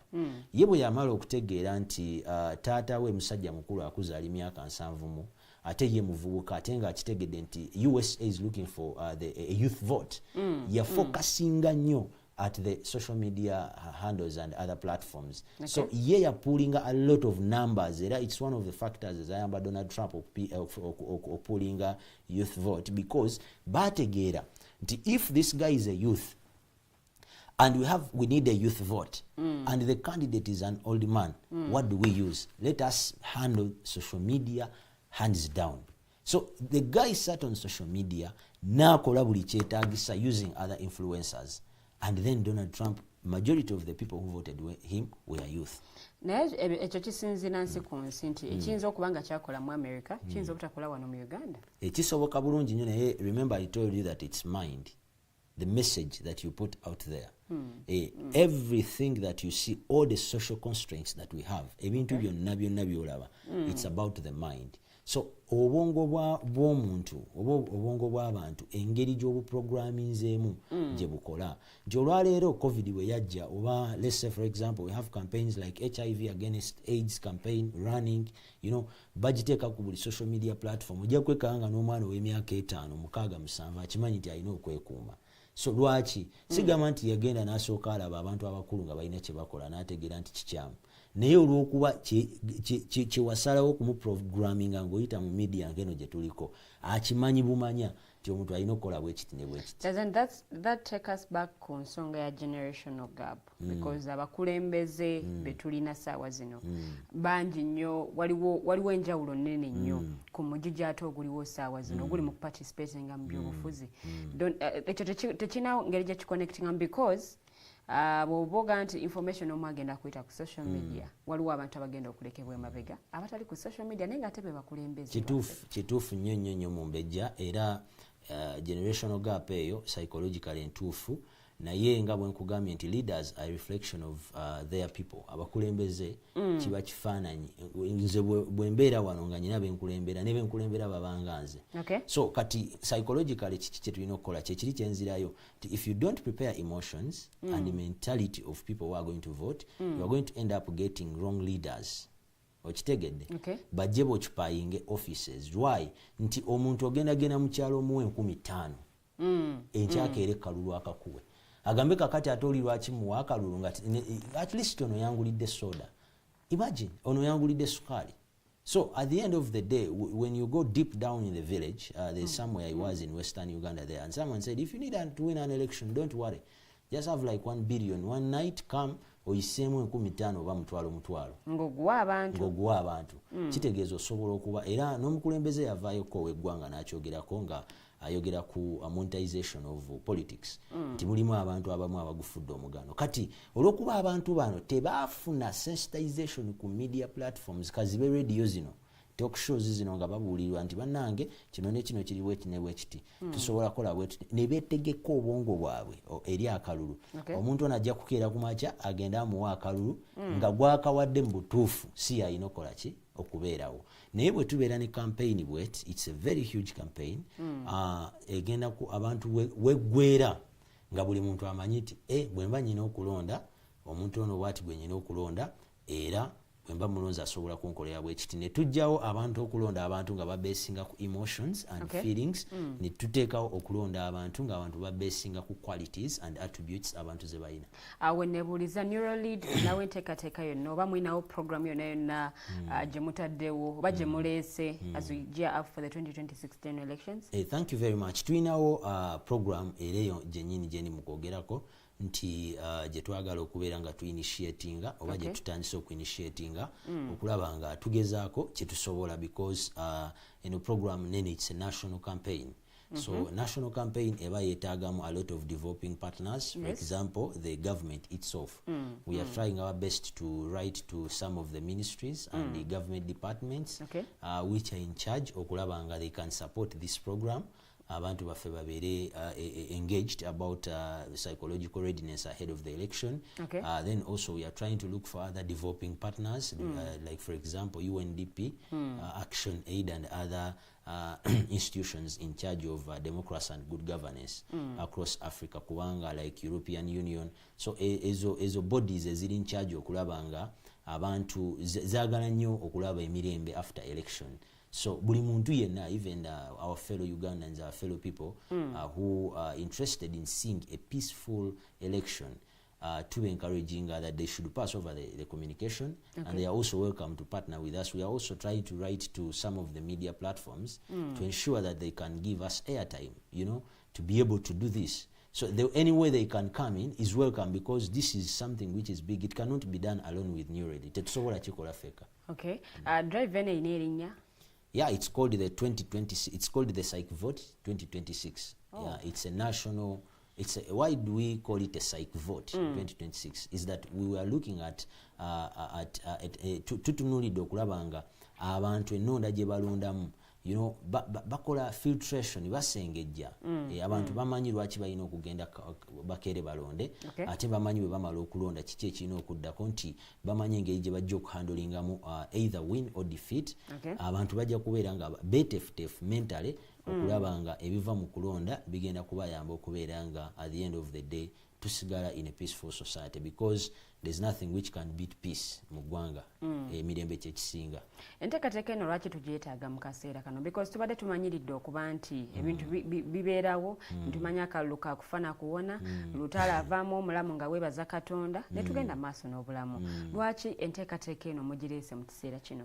Enteekateeka eyo even before nze naalirowoozezza nti yandibadde esobola okujja naye nga bw'omanyi nti enteekateeka eno nze mwennyini nze nagirowoozaako nga lead psychologist ku Neuralead ne ngamba no, I think I can come up with something which can help to guide people nga maze okulaba nti abantu bagenda mu kalulu nga bagenze kufiira mu bufiizi balwana beekyawa families break up olw'okubona awagira kibiina kino oli n'awagira kiri kati nolaba nga emivuyo even the voter turnout.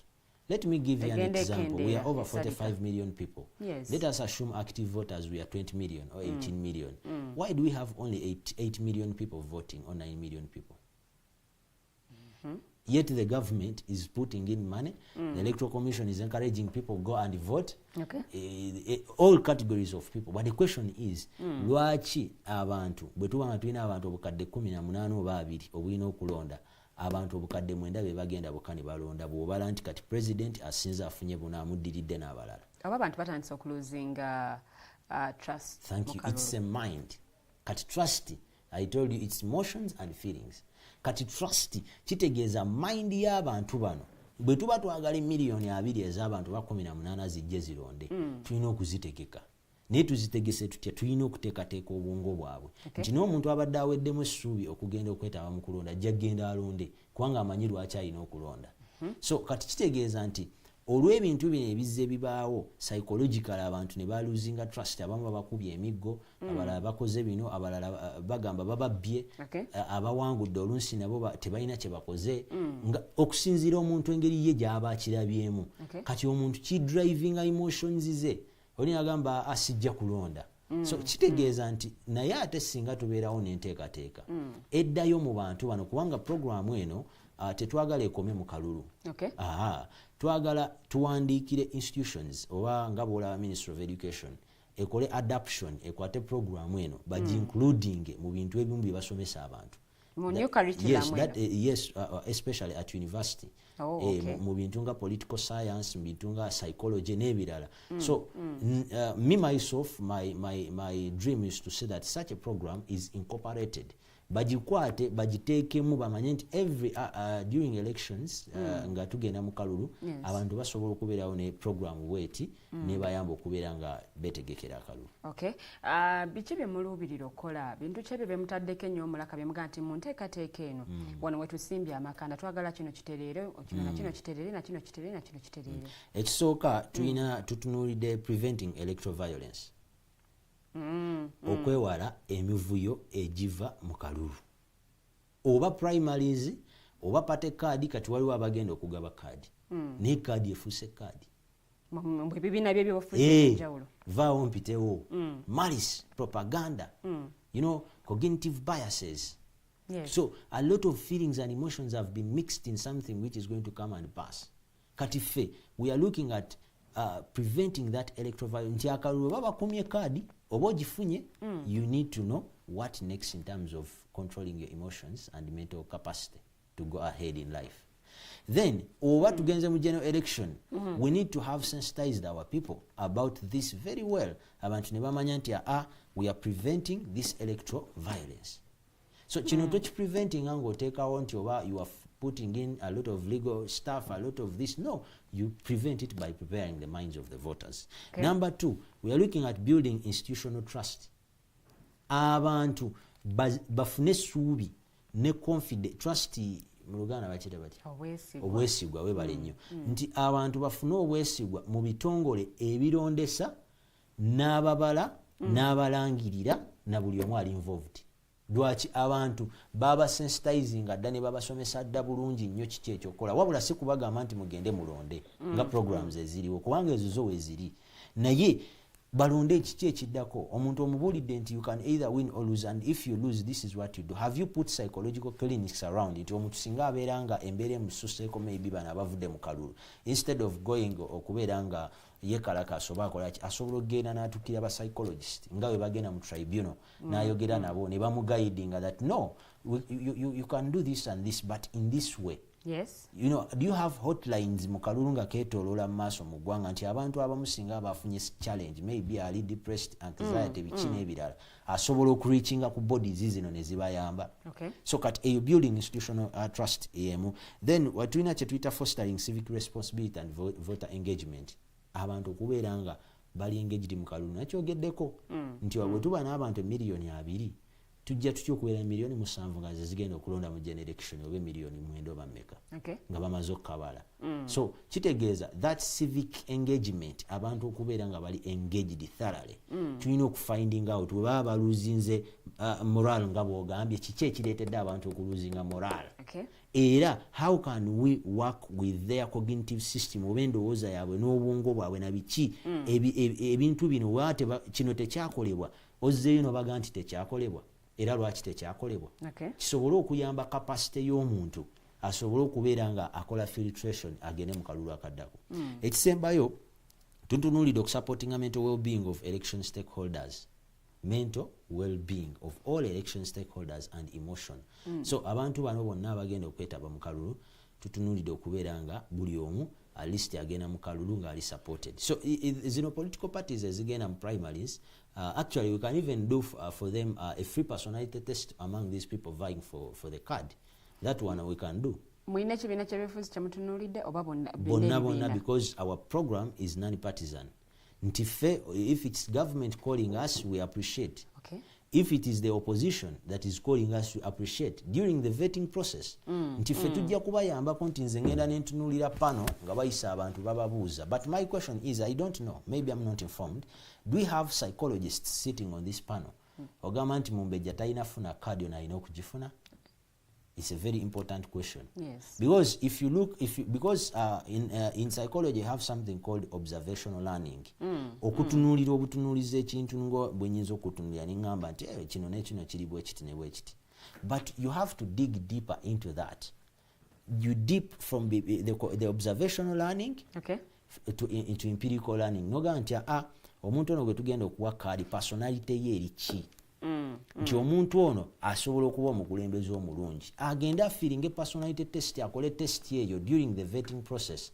Mumanye nti tulina abantu 50 betufulumiza oba 100 abantu bana bagenda okukopitinga ku kadi ne bonna balina okubeera abakulembeze abascoring low on that, then mumanye nabo kyemugenda okola ki obakolera because political parties have a lot of things bebasobola ebifo byasobola oteekamu abantu kakijja bayamba nti mujja kuva mu vetting process nga naye mugenda wabweru mugenda kuwangula ate ne bemusindiseeyo kubanga gano si mawulire nti osobola okubeera wano n'owulira nti affe twalonda omuntu waffe olunsi ng'oba olunsi yaliwo opposition naye nga talina kyakoze bwe yagendayo n'akyusa ne waasula tuli ffenna kati kitegeeza tekiri ku sayidi emu yokka mwe mwamuwa olw'okuba mwalaba nti oba olunsi omusajja alinamu ku ssente oba olunsi abasanyusa naye n'abeerabira completely ne mugamba omusajja gwe twawa akalulu yaddawa abo tubalabye constituencies nyingi ng'abamu tebakyasobola nakuddayo kubeerayo so kitegeeza gwe wajja n'owo omuntu okusinziira ku byolaba naye toyina test toyina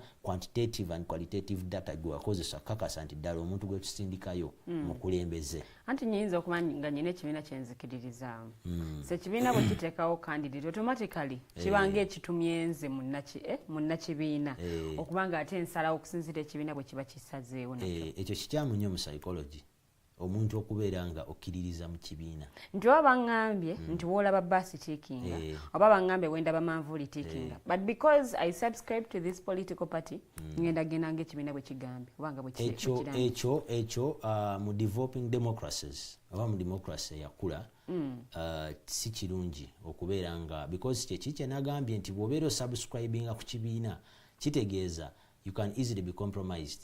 They can compromise your feeling basobola compromising empulira gy'owulira and your emotions olw'okuba olina ekibiina kyokkiririzaamu naye besides ekibiina nti mpagira ekibiina bwe kiti banganye nti woolaba kino tiikinga ekibuuzo kiri nti gwe kyotiikinga ddala olaba ng'omuntu bwe applyinga endowooza endala n'ogamba nti mu judgment tulinamu judgments ez'enjawulo tulinamu kye tuyita abductive judgment tulinamu kye tuyita deductive judgment nti mu nsalawo buli wobeera osalawo ng'omuntu psychologically tulina gundi methods zetukozesa nga tusalawo nti abductive judgment ne deductive judgment zaawukana nti ojja sooka ogatta ebintu osobola okukola judgment ng'ova waggulu ogenda wansi nogamba nti okusinziira ku ABCDEFG omuntu ono osobola omuwa akalulu wadde bangaye wolaba kigundi tiikinga oba deductive n'otandikira wansi nti omuntu ono kamutunulira okuva wansi eno azze akola atya enneeyisa ye yaani awangadde atya wa walala wakulembeddeko that is deductive judgment kakitegeeza nti bw'ogatta ebintu bino n'okola reasoning esembayo nogamba ono nja muwa akalulu so emotions era nkiddamu neŋŋamba nti si kibi okubeera nga omuntu asubscribinga ku kibiina kye kyaba ayagadde kyonna tewali buzibu naye tolina kubeera ng'oridingira nnyo ku ekyo kiyinza okuba okuleetera ate okulonda omukulembeze gw'olina kutunuulira constitutional right yo nti nyina kulonda fine ekyokubiri n'ogamba nze ng'omuntu ono asobola kunkolera ki nga nze then waba asobola okukolera n'omuwa akalulu so Abamerika be basinga okukozesa nnyo theories ezo nti political parties zino bazizimba psychologically okubeera nga zisobola okuridingira ku emotions and feelings of the voters. So the people actually we have independence. If you have heard about independence, abantu abali independent mu kalulu abo bantu balungi nnyo in terms of making right decisions for the leaders they want. Abo balondera ddala abantu bebaagala lwaki agenda mu kalulu nga ye atunuulidde ye nga ye Omunnayuganda kiki omuntu ono kyasobola okunyamba. Bw'aba agwa mu kibiina kyawagira n'amuwa, bw'aba tagwa mu kibiina kyawagira n'awaamu omulala ye nga bw'aba asiimye. So you're urging people to go to these elections with an independent mind. Exactly. Exactly. But right now, ebyobufuzi biri nnyo ku social media. Bikolebwa nnyo ku social media. Ndoza buli mukulembeze akozesa emikutu gimugatta abantu. Okusobola okupassinga on information, newesanga olusinga information epassingiddwa si ntuufu. Obanga eri mu kuvoola, obanga eri mu kubuzabuza Bannayuganda. Mu programu eno eya Psych Vote, ensonga ya social media, fake news, mis and disinformation, muyina teekateeka ki okulaba nti n'ekizibu kino nakyo either kikaabingibwa to the fullest, but also oba abantu abakozesa emikolo gimugatta abantu bafuna okubangula okumala. Era nga bw'ogambye nti misinformation ekintu ekyo bwe kibeerawo creating a bias oba kyewandiise cognitive bias. Akati ate jjukira we are dealing with something called mind. Yes. Now the mind is just fed like how you eat food. Kati sometimes ebintu byo feeding obwongo bubyadaptinga. Kyevula nti embeera ezimu oyinza okuba toziwangaliddemu naye n'ozigendamu n'ozimanyira n'osinga n'abaamu. We call it adoption. So the mind adopts.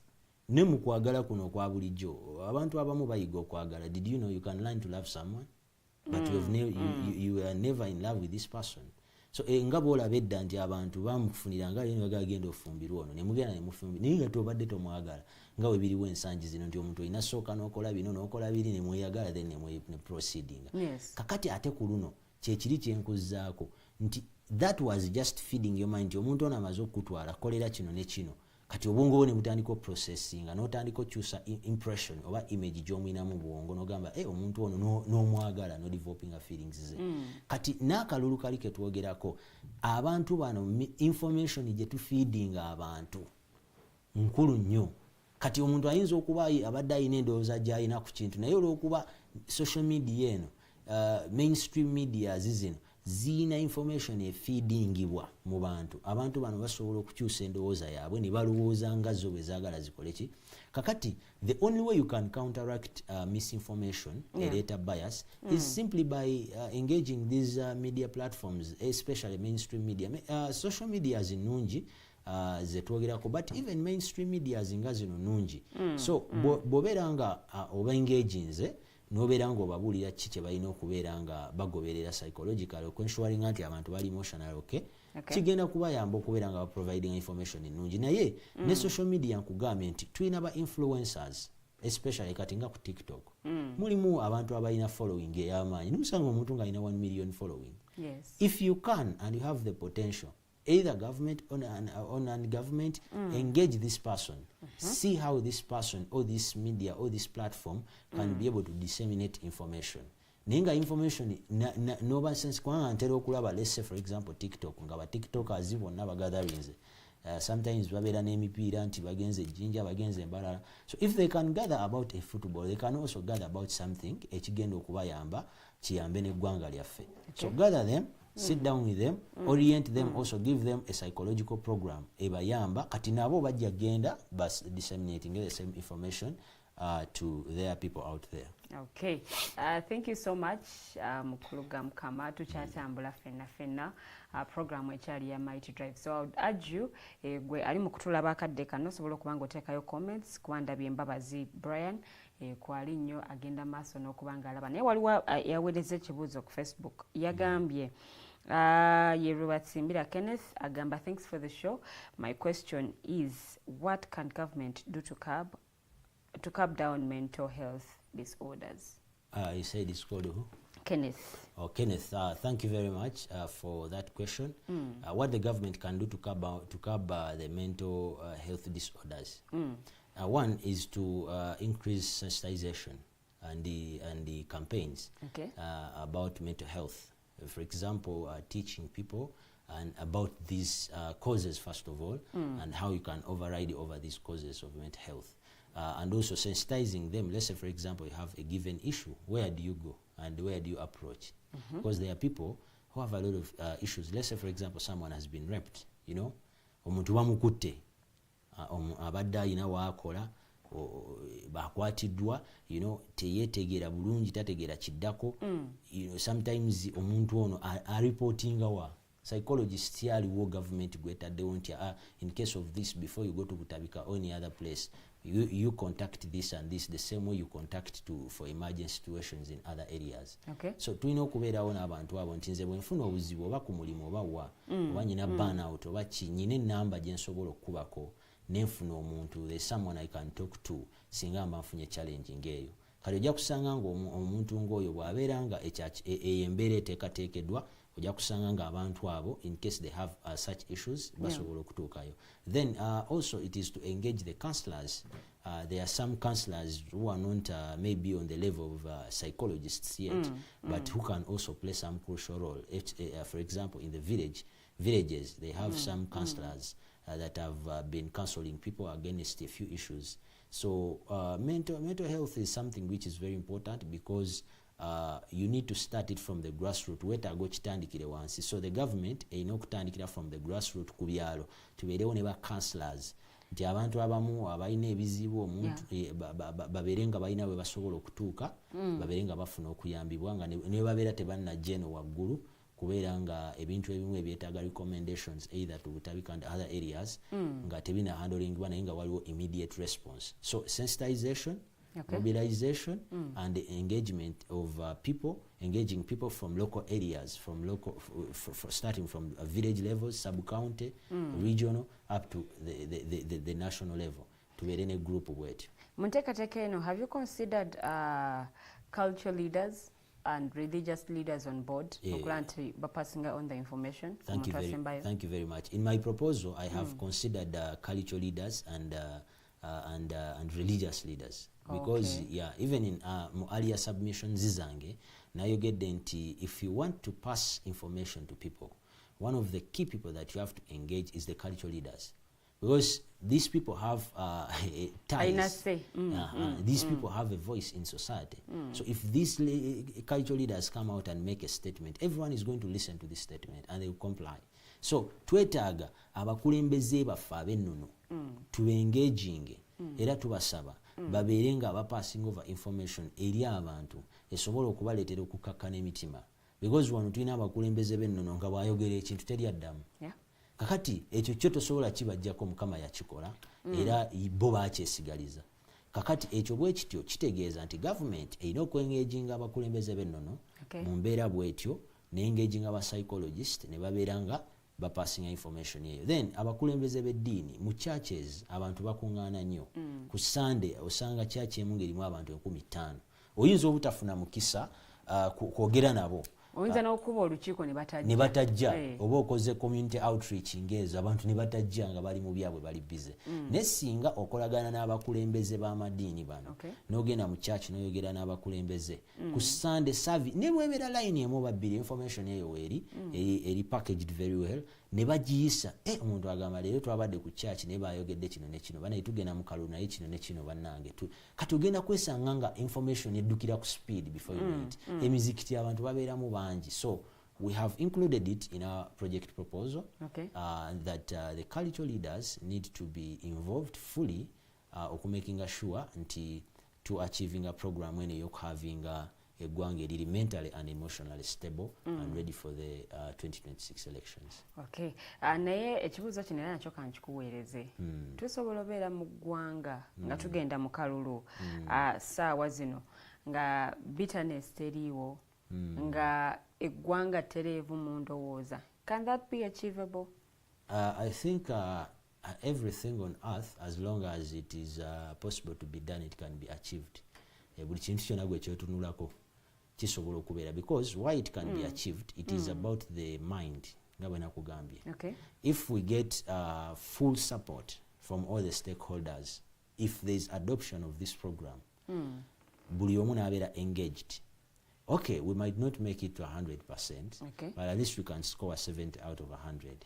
Bannaffe abawangalira mu bitundu ebyesudde ekibuga Kampala nga ne internet tesobola kutuukayo, muteeseteese mutya okubatuukako oba okutwala obubaka buno oba okutwambuza message eno okubanga ebatuukirako ddala, but also n'ennimi ze boogera nga wabamu tebasaana kwogera Luzungu. Thank you. Era webale nnyo olw'ekyo ekibuuzo. Kakati tulina kye tuyita community civic engagement and community outreaches. Nti abantu bano balina abakulembeze abaabwe bo mu bo nga bo. Nti abantu bano balina kye twandiyise abantu be bawangaala nabo be bakkiririzaamu. We call them opinion leaders. Yes. Kati psychologically these people play a big role. Opinion leaders mulimu omuntu nga si mukulembeze nga si pastor nga si sheikh naye nga kyayogera bakiwuliriramu. That one is called an opinion leader. Nga ku kyalo bagamba oyo bw'ayogera ekintu tetuddamu. Kati abo abantu ba opinion leaders kino kyekiseera okubanoonya ne tumanya nti Masaka waliwo ba opinion leaders bwe bati mu kitundu bwekiti ne bwekiti. Kati abantu abo oyinza obutasobola kuyita kyalo kyonna. But if you can engage opinion leaders, nobabuulira, you prepare their minds emotionally and psychologically and mentally. These people will disseminate the same. Bajja kukisaasanya kyekimu. Kati ekirala eno program sigamba nti neurally yokka yegenda ogikola. No. Nga bwe nkugambye nti we are looking at having so many people on board, so many counselors, so many psychologists, so many people who mastered in clinical psychology. We have what we call forensic psychology. So tuina disciplines za njawulo, tuina abantu bangi be tugenda okuleeta nti psychology mungi mulimu kye tuyita forensic psychology. Oyo ye ayamba nnyo mu bintu by'amateeka. For example, there is a crime which has been done on the crime scene. Abo abasookawo bootera okulaba, those are forensic psychologists abajja ne balaba nti embeera bweti ne bweti yabaddewo. And community psychologists? Yes. Waliwo ba community psychologists. Abo bonga actually they go deeper on grassroots. Abo bo nabo weebali. Tulina be tuyita ba industrial psychologists. Bonga bano bakuga mu industries ez'enjawulo. Tulina bangi nnyo. So psychology is a big discipline. Twagala tubeere nga tugenda kuba nga tulina abantu bangi ab'enjawulo abasobola okutuuka ku areas ez'enjawulo. Tulina eddakiika ntono nnyo okuba nga towunzika naye there is when reality kicks in. Oyagala obeere calm, oyagala ebintu ebikwata ekisajja kikulu, naye munno gw'oli naye muzannyo ebintu abikwata abikola the opposite way. How can one keep calmness mu mbeera eno ey'ebyobufuzi ebyokuyisinganya ebyokuweerezenganya ebisongovu? Of course omuntu akusuubiramu kingi, akusuubira naawe oteekewo embeera, akusuubira at least naawe oveemu eddoboozi, naye nga te political player munno ali opposite of you. Thank you very much. Ekyo ekibuuzo kikulu nnyo nga tuwunzika. Kati mu mbeera bwetyo ngera bwe ngambye nti campaign singa eba ekoleddwa esobola okuyamba otuteekateeka fena because we are all players. Tuli mu kisaawe kyekimu. From the political parties ez'enjawulo ze tubaamu ne tubeera kubanga in Uganda we believe so much in political parties. Kati kitegeeza nti political parties zaffe yonna gy'oba olimu singa ziba zituteereddewo program ezisobola okututeekateeka nti abantu bwe bati ne bwe bati bayise mu kasengejja bwe kati ojja kusanga nti ebintu tebibeerawo bibeerawo olw'okuba tewali nteekateeka. I'm very 100% sure about that. There is no psychological readiness campaign. So abantu bano omuntu ye olufuna naganja ekirowoozo then ng'akola ki naye singa tuteekebwa tewali mbeera bwete esobola kubeerawo. Ekirala nti amidst everything we do mu bulamu bwe tuwangaaliramu there is nothing that is bigger than our mind. You should always protect your minds. Ebintu by'olina okusinga okuteekako essira ng'omuntu yendowooza yo yempulirayo so kubanga ebintu bino bicontributinga kingi ebyo ebiviiramu n'endwadde nga high blood pressure sometime omuntu yeraliikirira nnyo. So it goes beyond okugamba nti it's just about bwongo bwokka.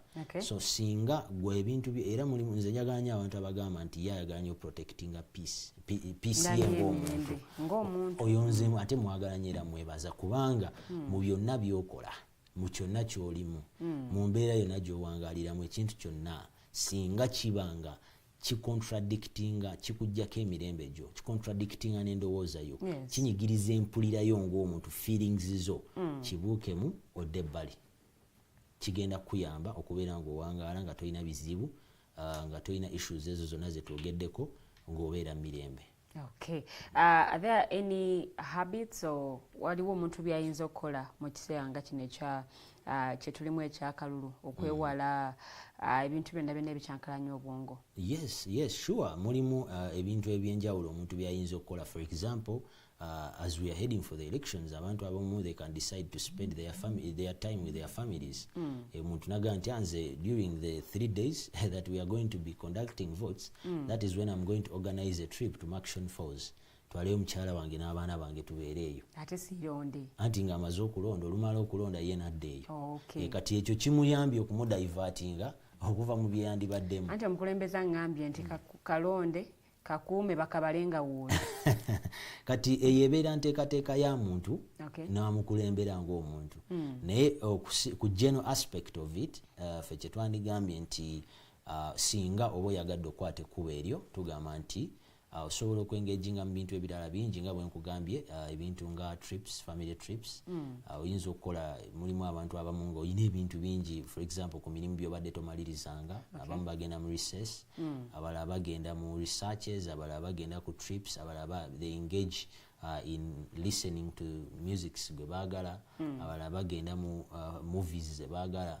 abalala bagenda mu nnyimba so abantu bangi bakola ebintu ebibafula mulimu obudde nga really bw'obeera nga oli idle tolina byakola you can make a lot of trouble naye nga ggwe osobola okugamba nti for my inner peace I think I should spend this time doing something osobola okulaba nga wekanga bwekansi ekintu bwekiti kyawedde so eyo enteekateeka y'akalonde kakuume kola that is just an arrangement of a leader and his people so kati ffe ebyo tetubiyingiramu just ffe tuwa guidance nti bw'oba okalonda n'okakuuma n'okola kyonna kyoyagala kikole naye tetwandyagadde kulaba nti bw'ova mu kalulu kano ate okavaamu ng'oli broken in terms of emotions and feelings and even depression oba olunsi ng'oli mukomera because it is reality nti waliwo abantu bangi as we speak even right now abakola emivuyo egy'enjawulo era amateeka ne gabakwatako naye nga sometimes gwe ng'ogenda okukola ekintu olina okwebuuza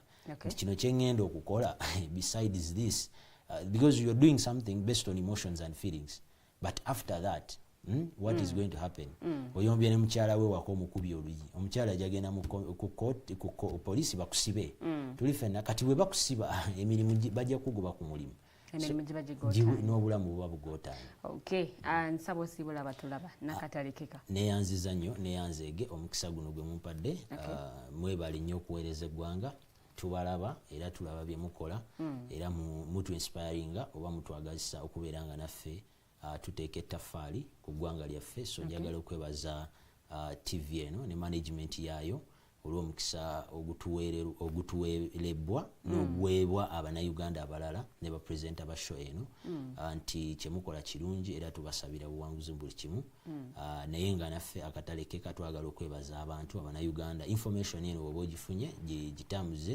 abantu bategere nti emotions ne feelings zaffe our psychology plays a much role in our life so bwe tuna incorporating a psychology ne tumuteeka mu bintu bye tuwangaliramu jja kwekanga nga tetulina mivuyo mu maka mu businesses gye tuwangalira mu bakozesa abatukozesa cases eza gundi ez'okwetuga nti omuntu yeetuze ebintu ebyo tojja kubirawa wiiki ng'emu emabega omuvubuka awo mu tawuni yali akolerawo mu kikuubo bamusanga yeetuze ku makya naye ng'eggulu yabadde ku mulimu abadde nga ateekateeka bimuli nga ebyabagole bamusanga yeetuze a very young man of about 29 years and everyone was shocked kiki lwaki omuntu yeetuze so ebintu ng'ebyo tusobola okubimalawo mu society singa tubeera nga ate n'ekisembayo ba psychologists abalala abali eyo because nkimanyi gye muli taking a initiative you are welcome to our company mujje twogere tulabe how we can add up brains naawe wooli wonna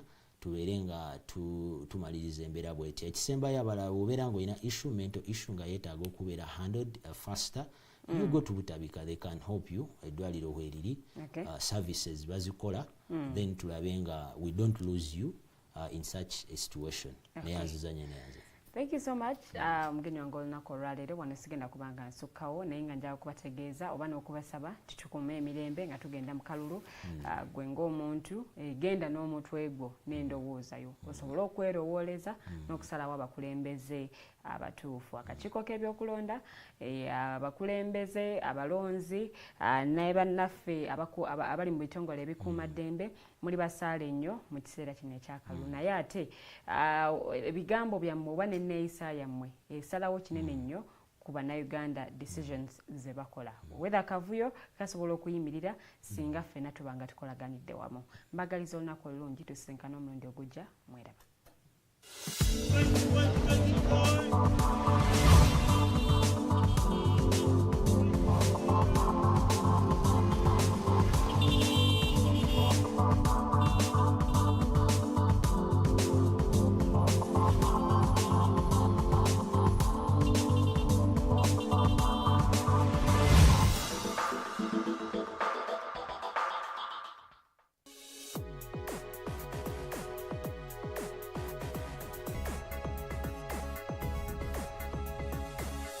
The Alternative Dig Talk. Real issues, real talk.